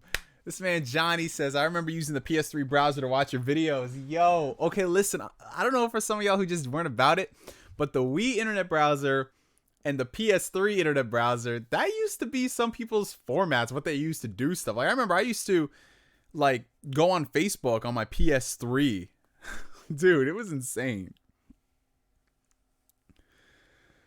Oh, man. I vote Kojima. Biden thinks he's running against himself. That boy Biden. Yeah. Honestly, you would think that with the amount of shows that are coming out that show like all this collusion and things, people think that's just for entertainment. No. All these higher up people's cut deals with enemies, but no one hears about that. Thoughts on the Snyder Cut? Personally, not a huge fan of Man of Steel, but there's a chance for a better film. Well, shame on you for not being a fan of Man of Steel. I'm kidding. I liked Man of Steel, but I admit it has its problems. But my viewpoint on the Snyder Cut, it's like, on the one hand, I'm just like, why are you doing this? You're spending more good money after bad. Don't do this. But on the other, if it'll finally shut people up and give us his vision of the movie, then by all means, do it. Just do it. I just want it to come out and for people to shut up because people have not shut up about this damn Snyder Cut for almost 3 years. It's just getting on my nerves. But I'm excited. I'm excited just for Zack Snyder to get his vision. Remember when this year started with World War III memes? Oh man. I do. This year has been so crazy. We had World War III potentially happening. We had the Australian fires. Then we had the coronavirus. Then we had what else? What else did we have? There was something else major that happened. What else was it? I remember there was a big buzz about potentially murder hornets being a thing, but that ended up being a filler episode. So yeah.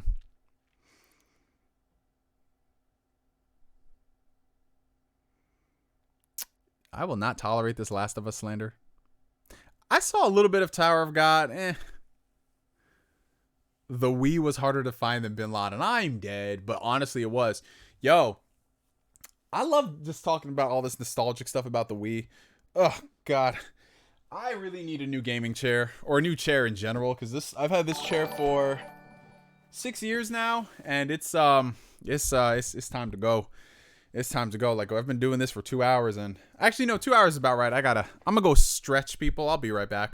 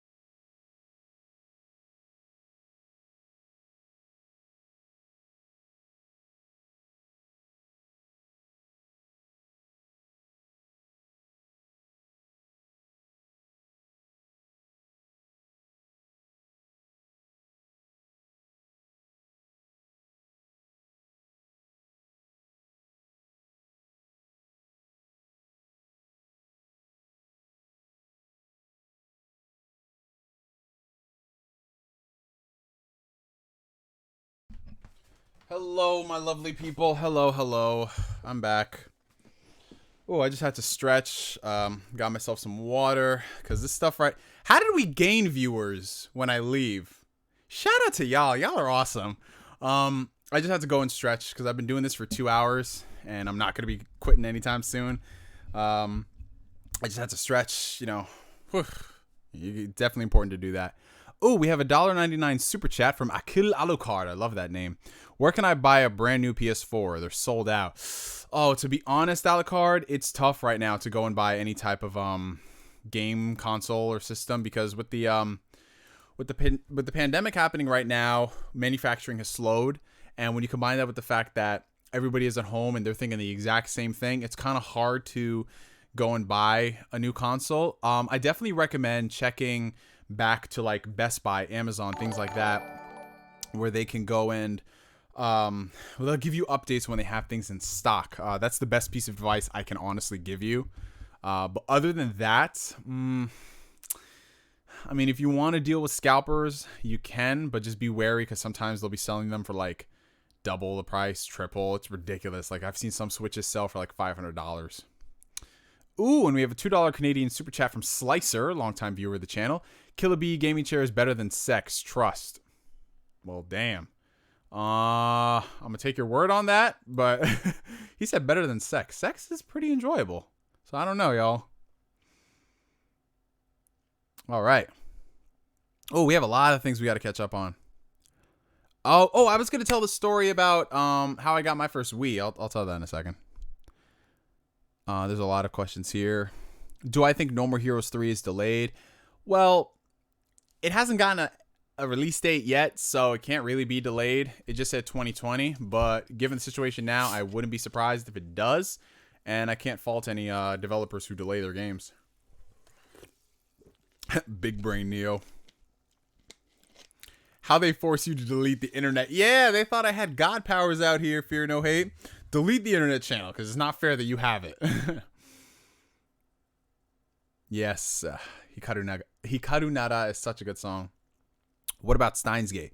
It's an amazing series. Is that the movie about cancer? No. If we're talking about Your Lie in April, no. I think you're thinking of... Is that the thing about the pancreas? I want to eat your pancreas or some crazy shit? Yeah, the Yu-Gi-Oh! GX dub didn't get finished. Yeah. They need to finish Xenogears. That's one thing I'd love to get remade. The PSP was the ultimate porn machine. Ayy. Slicer knows. Ironically, I didn't watch any porn on my PSP. I watched porn on my PS3, though. So, there's that. There's a little bit of a fun fact about me, y'all. I know some people are going to be here and be like, yep, me too. Listen, we're all friends here. We're all friends. We could be a little lewd. Like, it's not terrible. Yeah, PS3 was a great media machine. It was so good. What JRPGs do you recommend for beginners? If I'm being real, get you Persona 5. Persona 5 is one of the most accessible RPGs to play. And I think a lot of people who play games that offer you a lot of choice and you really feel like you get a lot of value with developing your side characters and all that, I think you'll really enjoy Persona 5. Yeah, January Kobe did die. I can't believe that's how crazy this year has been. I forgot that legit Kobe passed away. Oh my god. God, this year has been insane.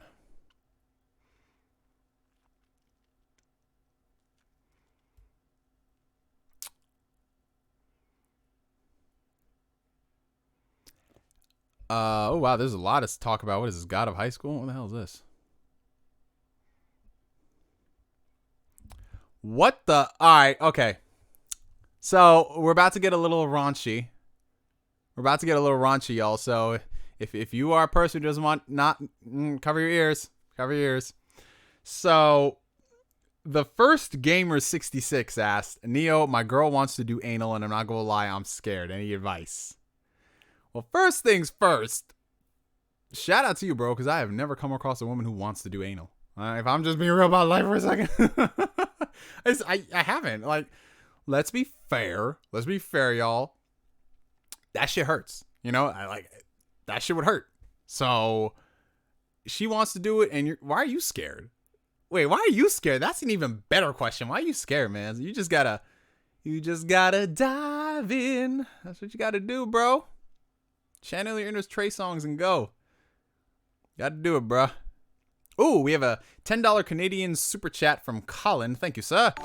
Have you watched My Love Story? I'm about 7 episodes in so far, but I find the main romance to be a little too sugar-coated and unrealistic for my liking. I don't know if it gets better later on, though. Yes, I have seen My Love Story, and I liked it. It was a nice little cute series, you know?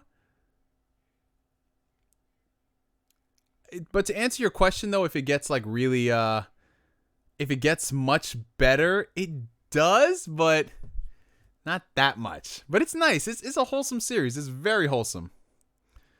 Damn, this person really asked about anal on the stream. I can't. But hey, like I said, that's how we keep these streams real, y'all. That's how we keep it real. You know, just, you gotta do what you gotta do if she wants to do it. Just go slow and go from there. Oh, I fucking love y'all. You're hilarious. Have I watched Index and Railgun series over the years? Yes, I have. A certain scientific index.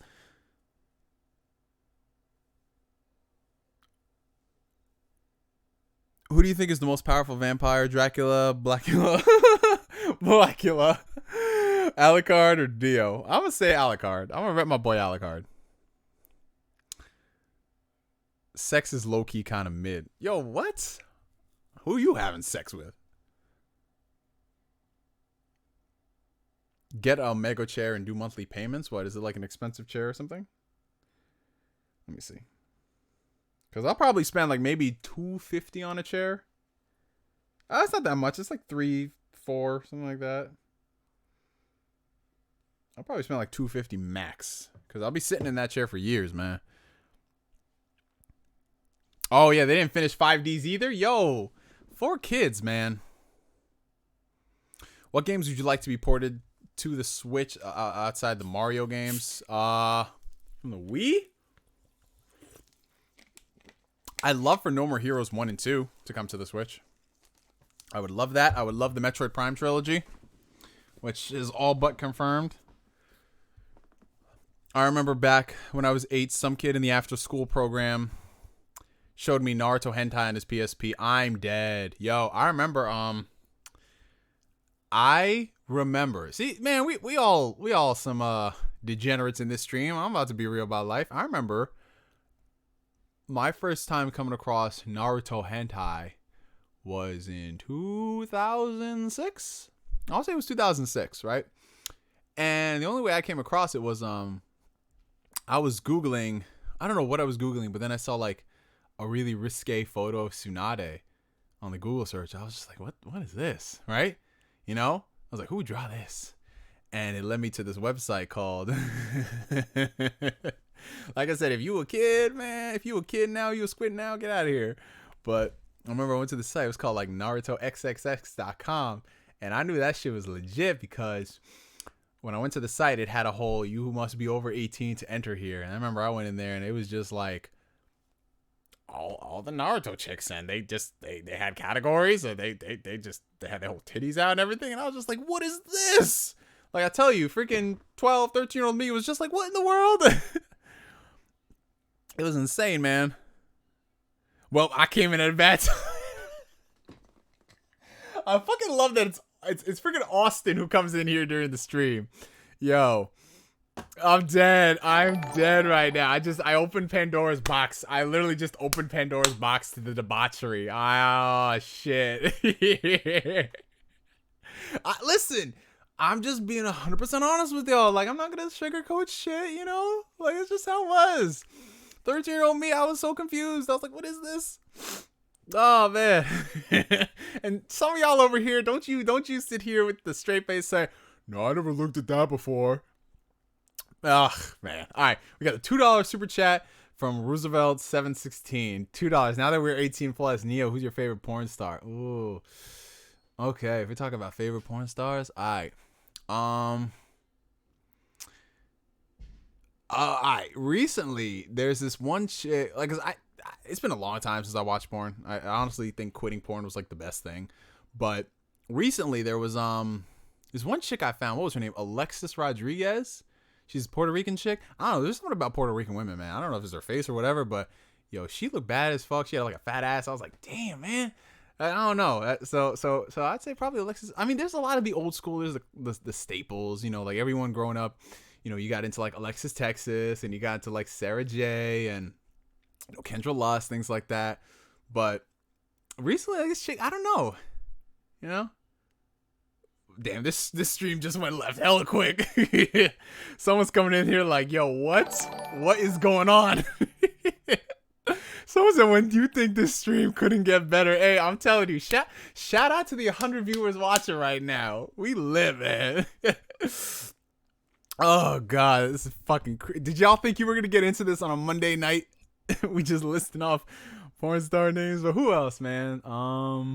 Sasha Gray's pretty good. There's, I mean, she doesn't do that much, but what was her name? Melody Monroe. I think that was her name.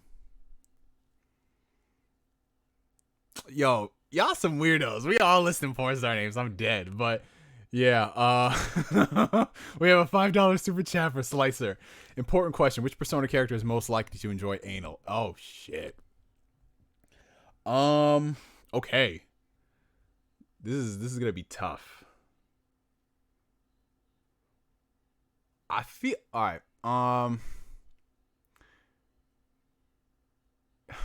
Okay. I feel like she'll be hesitant to it and she'll say no, but I think Rise from Persona 4. Probably. Once you start dating, you quit porn. Yeah, that's honestly how it is. I know some people, they continue it. I don't know how, but for me, why I quit was mainly, I mean, that's a whole topic that we can have a separate discussion on, I think later. But yeah, see, this stream just went left, y'all. Why do we keep gaining viewers during this shit? Someone's like, yo, tweet this out. Oh god. But yeah, if I'm saying probably Rise, I feel like she wouldn't. What's her name from Persona 5? Makoto's sister, Sai. I think she would, yeah. But all right, let's get back to some actual questions. Let's get back to some actual questions here. Oh shit. Okay. Will they have Persona 5 on the PS5? I want to try out Fire Emblem Three Houses. Well, the PS5 is going to be backwards compatible, so if they don't end up porting a PS5 version, you can just insert the disc and play it. And yes, I recommend checking out Fire Emblem Three Houses. It's a very good game.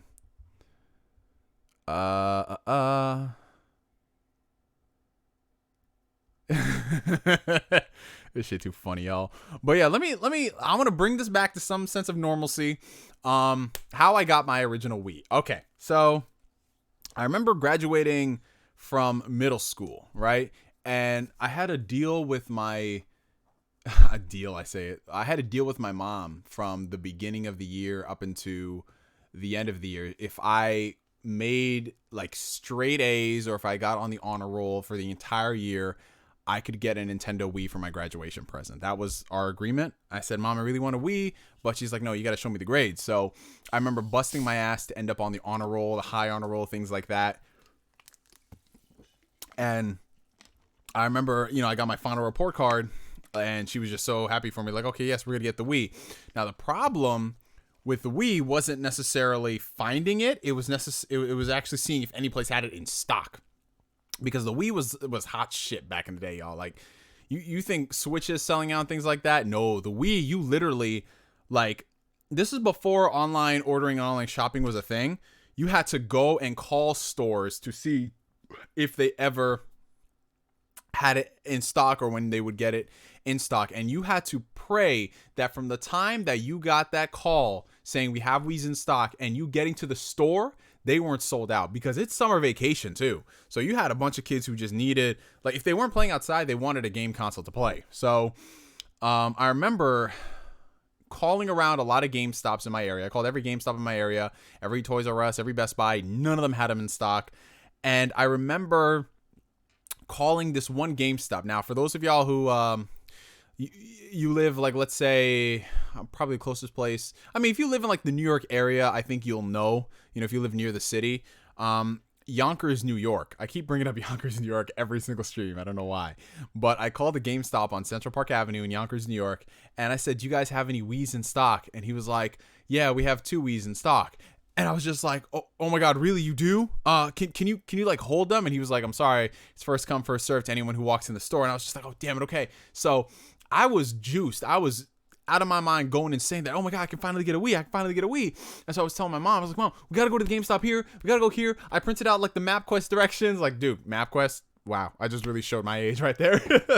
Like I said, this is before we had GPSs in all our phones, and my dad didn't believe in like Garmin or TomTom. He was like, "Oh, I know the way to get places," which basically turned 10-minute drives into 20-minute drives. I don't know why. So I printed out the directions like, "Mom, we got to go." Because my mom back then, she drove, but if she could avoid it, she would. You know, she got my dad to do all the driving most of the time. But yeah, she was like, "All right, fine, we'll go. Right? But she was taking her sweet ass time getting out the house. And I was like, "Mom, we got to go. They're not going to have any Wii's in stock." She's like, "All right, we going to go." You know, typical black mom thing. You know, you throw immigrant on that shit too, and it's just like, you don't want to make your parent angry. So we go and we're driving, and I remember literally because where this GameStop was, it was on a hill, right? And you make the left turn to get up onto this hill, this ramp that goes up to the hill. And I remember just the red light before I got there. I was just sitting there like, oh my God, what if they have it? What if they don't? I just drove like 20 minutes here, and you know, it's going to be sold out. So we go there, and I remember like this is literally when I started getting a little bit antsy, right? I remember getting out of the car, and then I see a kid with his mom getting out the car. And I swear to God, this was the only time I went legit racist in my entire life. I saw a little white boy, and I was just like, "Oh, no. African genes, don't fail me now." I booked it to that GameStop door. I was like, "I ain't gonna let this little white kid get ahead of me." No. I booked it to that GameStop door. I went in there, and I asked the guy, "Hi, I called. Do you have any Nintendo Wii's?" And he was just like, "Oh, yeah, you're lucky. We do. We have one in stock." And I was just like, yes, I made it, man. And then I remember, like, the wait from him going into the back room to get the Wii and coming outside, you know, and then he had the Wii. I was so happy. And then I look, and then I see this kid coming in here with his mom, and I knew he wanted to get a Wii too. I just knew it. The aura in the room felt like, yes, there was some bloodlust from him. And I had the last Wii, and then my mom and his mom ironically got into a conversation. I didn't say shit because I felt awkward. How am I going to look saying, "Yeah, I got a Wii"? You know, I don't rub shit in people's faces, but it felt weird like, damn, I came here for a Wii too, and you got the last one. Yep. So, yeah, after weeks of trying to get a Wii, I ended up getting one. And I didn't buy any games. I just was so happy I got the system. So Wii Sports was the first game that I played until my birthday, when I got some cash from my parents, and I went out there and I bought Twilight Princess. I bought both Twilight Princess, an SD card, an overpriced SD card, a Nintendo branded SD card, and I also bought Pokemon Battle Revolution for the Wii. That was not a good purchase at all, like the Battle Revolution or the SD card, but I needed an SD card because I wanted to download games on the Wii Shop channel. And I just played Zelda religiously for so many months until I ended up getting like Super Mario Galaxy. But yeah, those are some good days, man. God. These comments, man. Neo, should I buy... Oh, this man Jason said Neo's so cute. Thank you for that. I appreciate it. Neo, should I buy The Last of Us 2 if the gameplay is 10 out of 10, but the story is complete SJW, pandering, political agenda, pushing garbage? I don't know, man. That sounds like something you got to wrestle with yourself, bro, because I'd rather the really good gameplay and the story than terrible gameplay and great story. You know what I'm saying? That's just me, you know?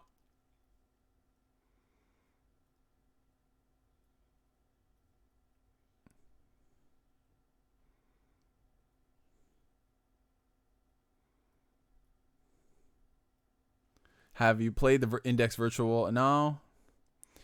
I haven't been keeping up with the latest Railgun. I haven't. I need to. Like I said, there's so many series I have to. Hey, Austin. Yeah, everything over here, at least in my area, is fine. It's been okay, thankfully. People around here know how to act. There's going to be more protests here in the city soon. Peaceful protests. So I'll probably just go by one of those in the next couple days. Let's see. Oh boy, I'm scrolling through these questions. I'm dead.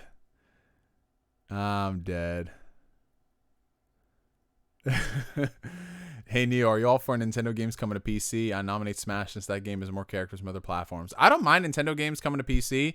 I don't mind Nintendo games coming to any platform that's more powerful than the Nintendo system. Because if I'm being real, y'all, like Xenoblade's resolution and its performance, as much as I love that game, there's no reason a Wii game in 2020 should be running at 720p, 30 frames per second. There's no way. Like, yeah, it looks better, but that game, nah, fam.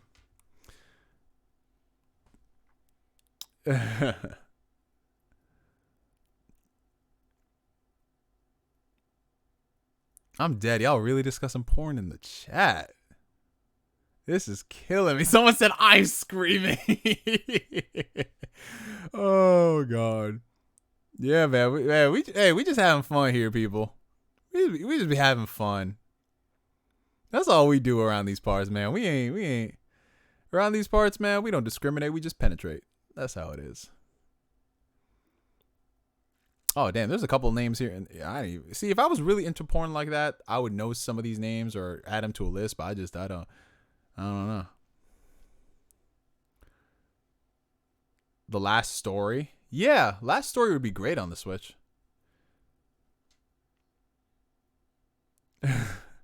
These are actual questions. Yeah, they are.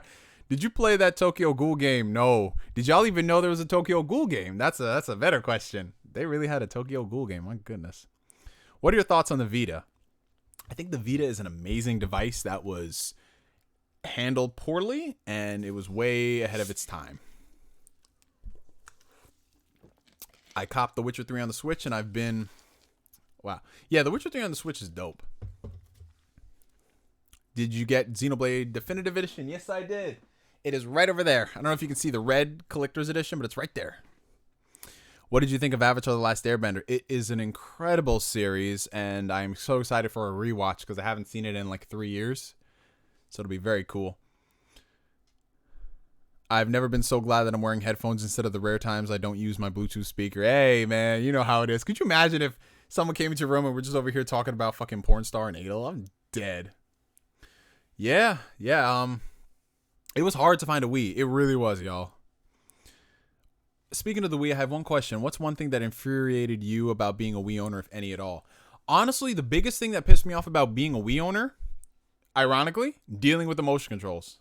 You know, that was the biggest hurdle to overcome, because there were games where it worked, but more often than not, if the games use like the classic controller, I much preferred those, because that whole waggle Wii shit got really old. When the second I realized that the movements did not need to be as precise as they showed it on the commercials, that's when I saw the curtain pull back and I saw someone pulling the strings. That's when I just got woke to everything. I was like, oh man, it was not a fun realization. It really wasn't.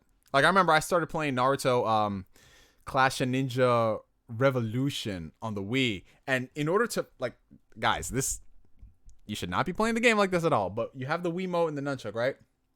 In order to do your regular, like, punches, right? You had to do this with the Wii remote.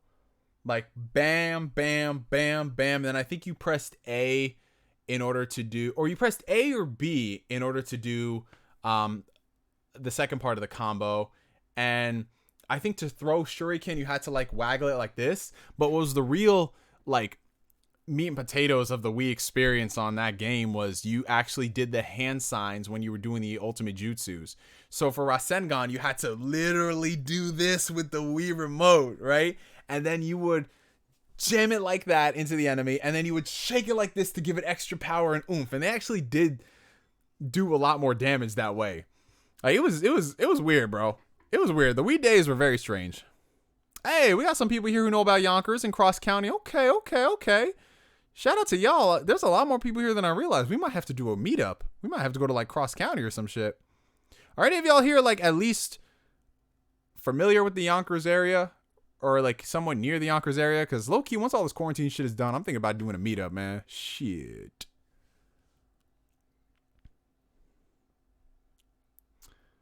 MapQuest. Yeah, that's right. Is it true that if you don't use it, you lose it? That reminds me of the 40-year-old virgin. I remember that scene. I don't know, man. I'll let you figure that out. Let's see. Neo went Usain Bolt on that Y boy. I'm saying, man, shit. I had to. It's survival of the fittest.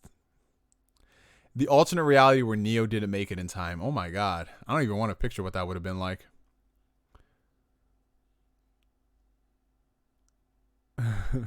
Yeah, the Wii definitely had a lot of shovelware. It really did. It had a lot of good games, but way too much shovelware. Oh, yeah, that's right. Am I getting the new Shantae? I would, but there's too much out right now. Finally, Switch got a port of the Bioshock games. Yeah, and the Borderlands games. If y'all pick those up on Switch, let me know how they are, because I saw videos of the Bioshock games running on Switch. They run good. Borderlands looks decent, too. I'm excited for the Outer Worlds. It comes out this Friday. I mean, I have it on Xbox Game Pass, so technically I did not spend money on it, so I might get it on the Wii, but on the Wii, what? On the Switch. What are your thoughts on the Marvel Netflix series? If you've seen them, what would you consider to be the best? Well, I have seen all of the series, not necessarily all the seasons. I did not watch the second half of season 2 of Jessica Jones. I didn't watch season 3 at all. And I didn't watch the second season of Punisher. But overall, I think that they were decent. They were pretty good in some cases. Like Daredevil as a whole was fantastic. I loved season 1, season 3. Season 2 was okay. It wasn't the best. But as a whole, though, I feel like they weren't as good as they potentially could have been, if that makes sense. You know, there were instances where there was too much unrealized potential, and it didn't feel like I was watching a CW series, but I felt like they could have done more with certain things. But when they nailed the mark on stuff, oh, it was amazing. Like season 3 of Daredevil, fucking loved it so much. And the second season of Luke Cage was actually cool too. I really like Luke Cage. I know people gave it flack, but I was so pissed off when it got canceled. I would have loved to see season 3 where Luke Cage could potentially be the bad guy. I missed the reason why you got an Xbox One X. Isn't everything on PC on Game Pass and Steam? So I got the Xbox One X before I got the PC, and it was because of the Xbox All Access program. It's a very good program. It's like $25 a month. You get the console, you get 2 years of Game Pass Ultimate, and yeah, when the Series X comes out, you can upgrade to it. So I got that, and then a week later, I bought my gaming PC. But if I'm being real, I think I told you all this before. My game consoles and my gaming experiences on consoles and PC are very separate these days. It's not like it was 10 years ago where when I got my PC, I was doing almost all my gaming on there. Now my PC is used primarily for streaming, playing specific PC games with friends, editing, things like that. But when I'm playing like the big grandiose experiences, I'd prefer to play it on my console with my TV. Like I know I can hook up my PC to my TV, but for me, I just like the separating things. You know what I'm saying? So while I could play The Witcher 3 on my PC at like 120 frames per second, I'd much rather just play it with my Xbox right there. You know, it's just, I don't know.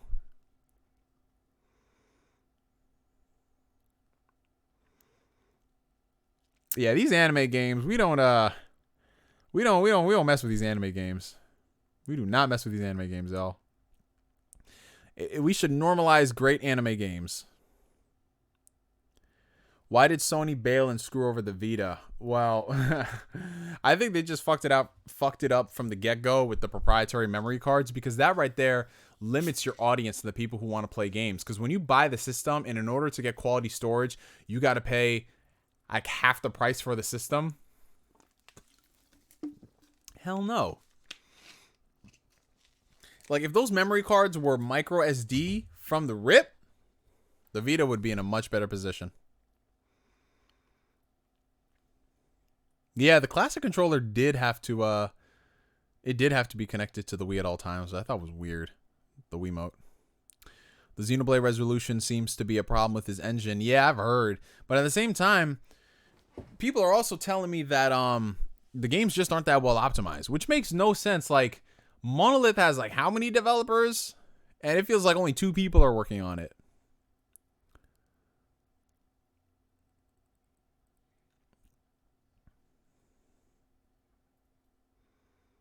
I'm dead. This man really went to go check on that porn star. I am crying, Slicer. Can we meet up in Canada? Oh, I haven't been to Canada in like 3 years, so I'm down for more meetups. Shit. Once all this shit is situated, y'all, we're going to start doing some meetups.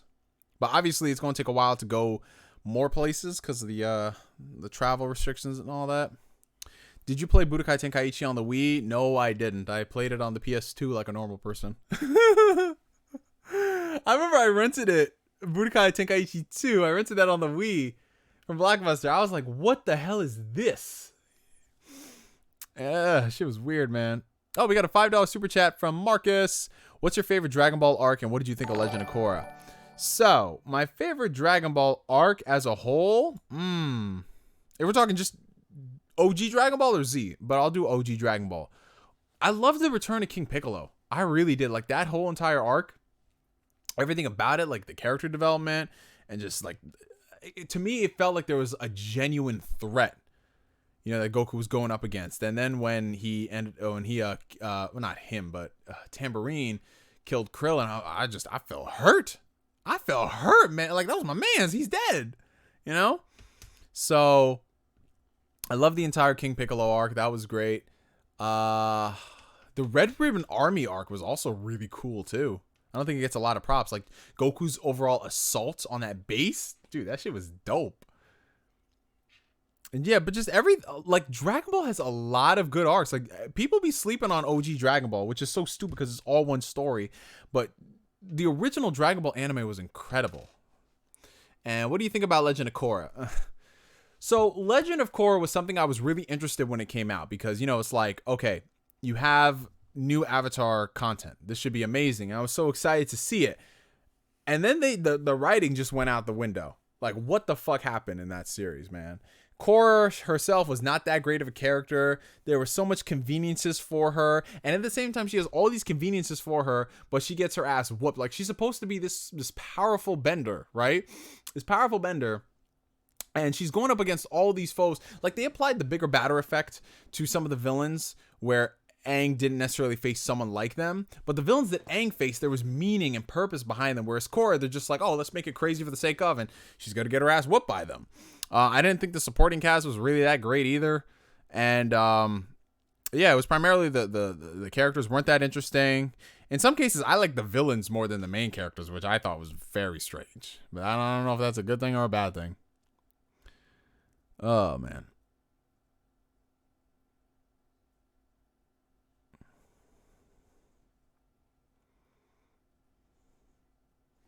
Yeah, it'd be dope. Like low key, I really do wish technology would advance to the point where we can all just teleport to each other. Like, that would be so dope. I'd be like, hey, y'all, we're doing a meetup here. Teleport right there. Pew, pew, pew, pew. We got everyone. We just rent out a whole restaurant. We just be chilling, having a few. Man, this should be nice. That shit would be really nice. That's like one of my dreams. Cause y'all some dope ass people. Hey, you 15 hours into Xenoblade? That's what's up, man. I'm literally, the second this live stream goes off, I'm about to turn on my Switch and play Xenoblade. I cannot wait. Damn, Neo's drunk. No, I'm not. I do have some alcohol, but oh, you know what I just realized, y'all? Oh man, we still gotta play Jump Force. It's on Xbox Game Pass. I have Twitch, so I think this week we should start playing Jump Force. We really should. We really should, y'all. My God. Oh, yo, everyone be hitting my phone, of course, during a stream. Jesus Christ. But yeah, we should definitely play some Jump Force.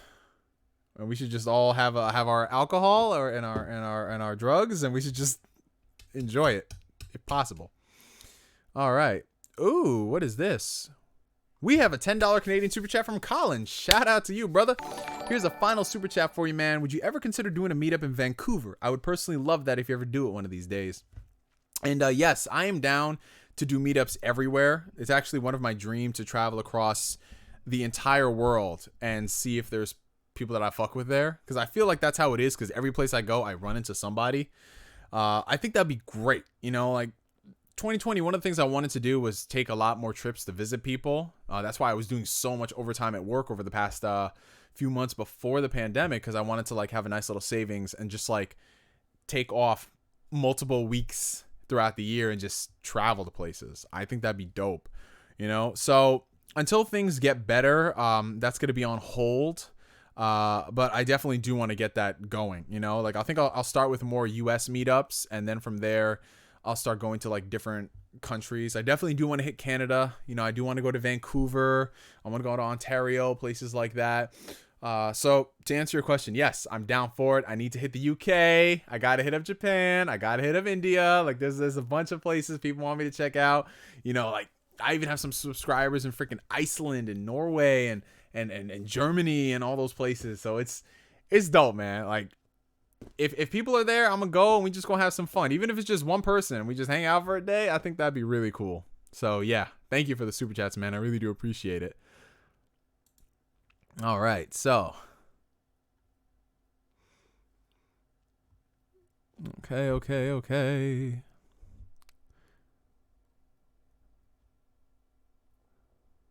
Let's see. What are your thoughts on GTA 6 rumored to have a medium-sized world? Do you mean a much smaller world? I don't mind it. Like, to be honest, guys, I'm past the point of open world games being big for the sake of being big. I'd much rather they focus on the worlds themselves rather than inflating a particular, like, you know, statistic or whatever. So, like Red Dead Redemption 2. I don't know, it's only because I'm 25% in the game, but the fact that the game was as big as it was, to me, I don't think it made it better. I don't think it really did, you know what I'm saying? But again, people keep saying the story of it. Because if I'm being real, like, in the open world, I don't do that much outside of the main stories. Like, I'll do side missions and stuff, but I don't need it to be freaking crazy. When do you think anime games started getting bad? Well, if we're being real, technically licensed games have always not been the greatest. There have been some good ones. Don't get it twisted. But as a whole, definitely the past 10 years, we've seen a lot of really anime games come out. Like I said, they've always existed, but we started getting less and less of the good ones. Because they don't put that much money into it, you know? Oh, she was playing Persona 4 Golden? I'm dead. But she was playing, I think, Hotline Miami, right? Do you play Hearthstone? No, I do not. Correction, Sony didn't abandon the Vita. Japan had the full-length lifetime for Vita. Well, that's different, though, because the Japanese market will always support a handheld. They always will. You know, even if it's a handheld that's not, like, selling that great worldwide, Japanese market will always, because it's just something new for them to enjoy. And they had a lot of Vita games out there in Japan that some we didn't even get in the States. But as a whole, like, Sony in the States stopped support for the Vita, like, after a year or so.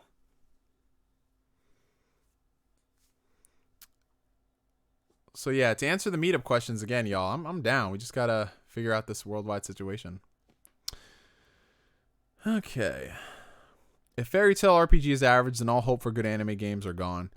Well, here's the thing though. Even if that Fairy Tail game is average, I'd much rather they do that than another arena brawler.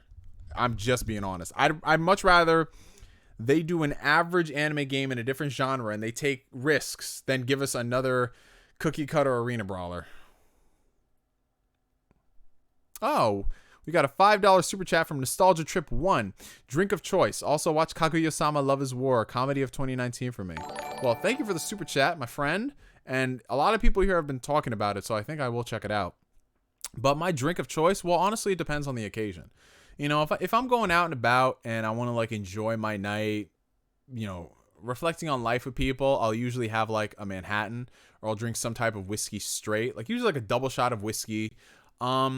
If I want to get like a little like rowdy, you know, and just hang out with folks, I'll do like a double shot of Tito's and I'll put like cranberry or something. If I want to get belligerent and fucked up drunk as soon as possible, Long Island iced teas, straight up. I love it. That shit will get you going. But yeah, it just all depends on the occasion. You know what I'm saying? It all depends on what I'm in the mood for. Nathan Drake versus Lara Croft, in your opinion? Honestly, I'm going to say Lara Croft because I feel like she's got a lot more skills under her belt. But that's like the older version of Lara Croft, not the newer one. I like the new one. She's cool. But the old one, she was a straight badass. Is your city being burned down by commies as well? Well, I mean, it's gotten crazy in New York City. Not as crazy as some other states, but we'll see. Favorite arc in any Dragon Ball content, OG, Z, or Super? Well, like I said, I love a lot of the stuff in Dragon Ball. I love the Frieza arc in Z. Love the Namek Saga. It was awesome. Super, the Goku Black stuff was kind of interesting, I guess. Yes, Dragon Ball, OG Dragon Ball is amazing.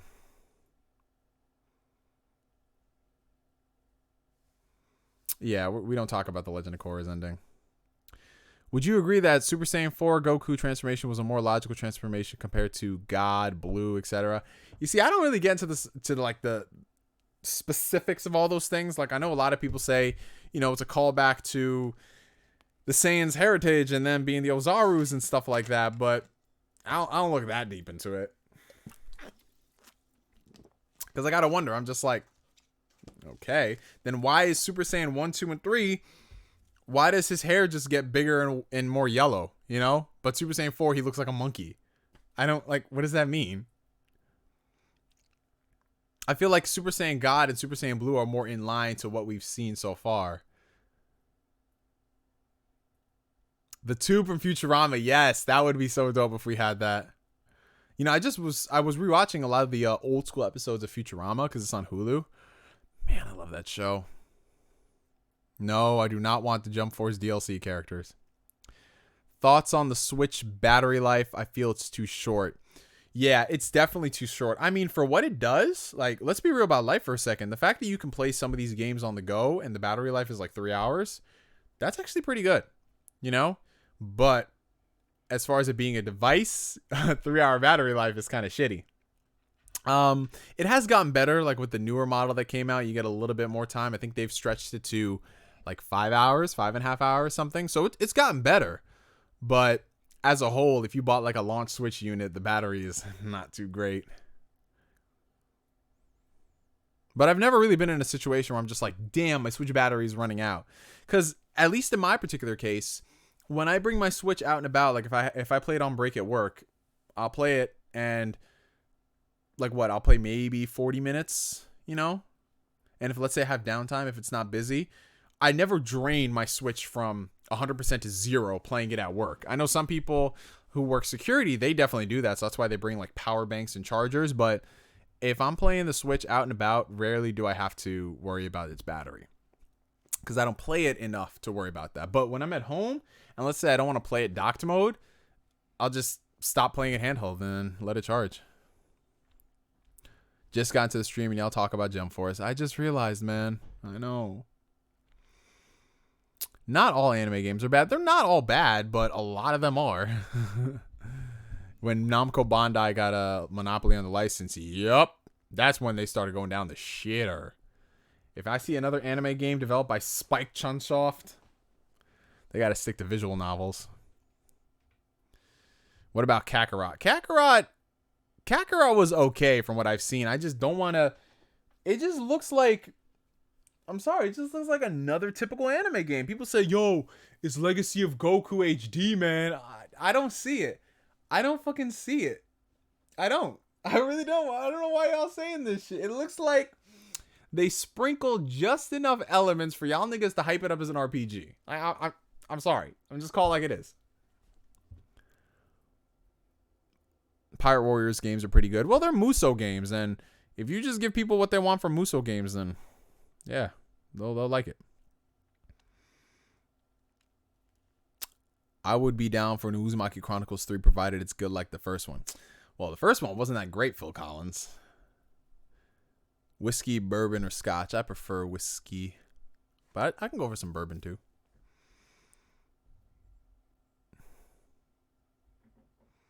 Oh yeah, the FMA PS2 games were alright. Is Super Saiyan God and Super Saiyan God Super Saiyan stronger than Super Saiyan 3? Oh god, just saying that. Super Saiyan God and Super Saiyan God Super Saiyan. So wait, what's Super... This shit is insane. Still up? Nice. Yeah, I'm up. But I'm getting ready to wrap it up here real quick. Because I'm getting close to the end of the questions. So, yeah.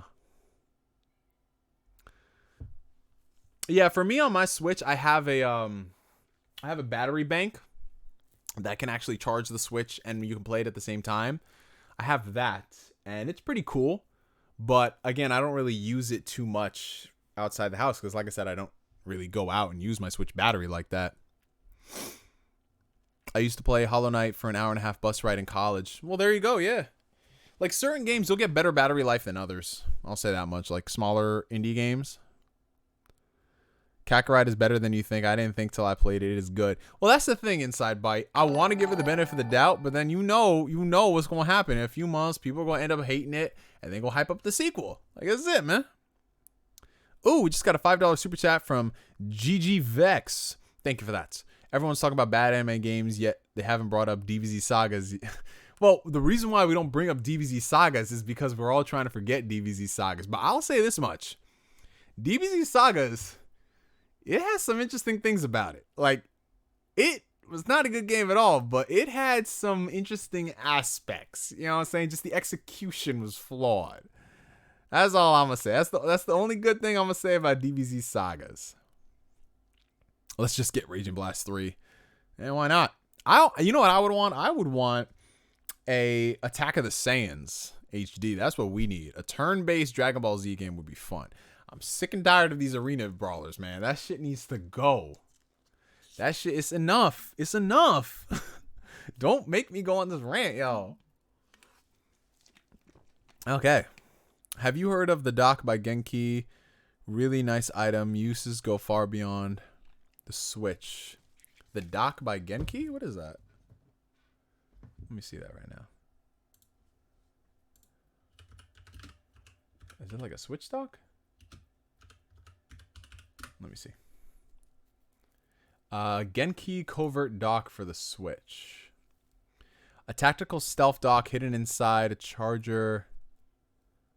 Let me see how this works. Oh, so they had a Kickstarter. Wow. Their goal was 50,000. They made almost 2 million. Have I seen this? Huh. Well, here's the thing about these portable docks. They seem very interesting, but I don't know. I'm always skeptical of buying like these third-party products. But it seems like they have a lot of good reviews. So I think this one works. But that looks very cool. Like, here, let me share screen this with y'all so you can check this out, because it looks interesting. So this is it. This is the Genki Convert dock. This is their Kickstarter page. It kind of looks like the Bandai Namco logo. I don't know why. But yeah, super compact charger with full docking capabilities. So you can charge it and output at the same time. Oh, wow. You can put some more... Wow. That's interesting. Sounds really cool. Wow. So if this is literally as good as it says, and there's no type of crazy voltage incompatibility, I might, yeah. It looks nice. It looks literally like, oh, okay. It supports all these. All right. Okay. That's what I like to see.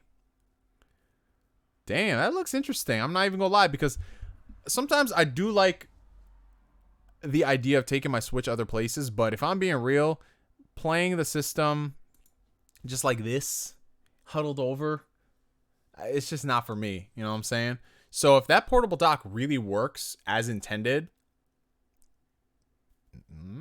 I might have to get it, because that's so dope. If all you had to do was like carry around your Switch case with a HDMI cord and that thing in there, that's very doable. And then you could just set up parties anywhere. That's That is really dope. Thank you for bringing that to my attention. I'm going to keep an eye out on it. How can I watch Yu Hakusho? It seems interesting. Well, you can watch Yu Hakusho. I believe it's on Hulu. I think it's on Hulu. I think it's on Amazon Prime Video. And if all else fails, you can watch it on Funimation's app.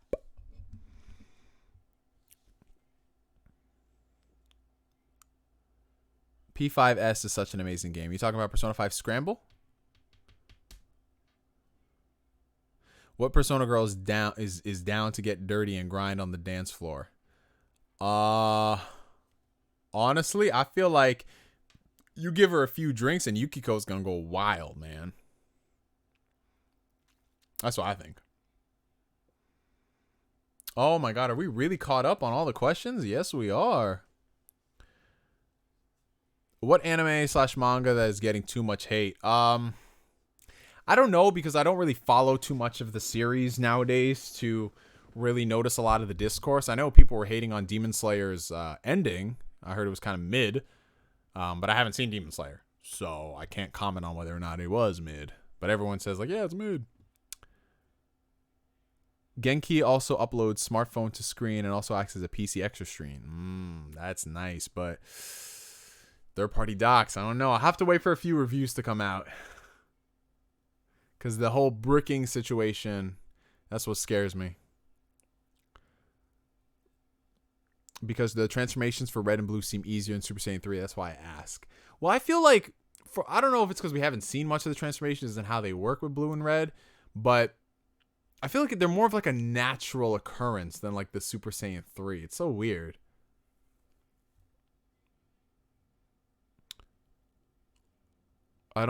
Thoughts on Fighters? I don't think you ever talk about it. I think it's the best one since Budokai. Yeah, Fighters, I always praise Fighters. I have Fighters on the Switch. It's an amazing game.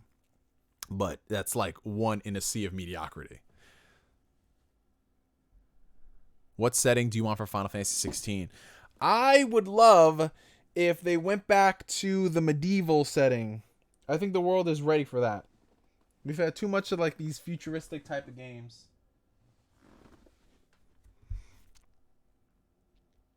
Probably My Hero Academia. Yeah, My Hero gets a lot of hate, but again, that's just the standard discourse, unfortunately. Everybody's going to hate everything that's happening right now.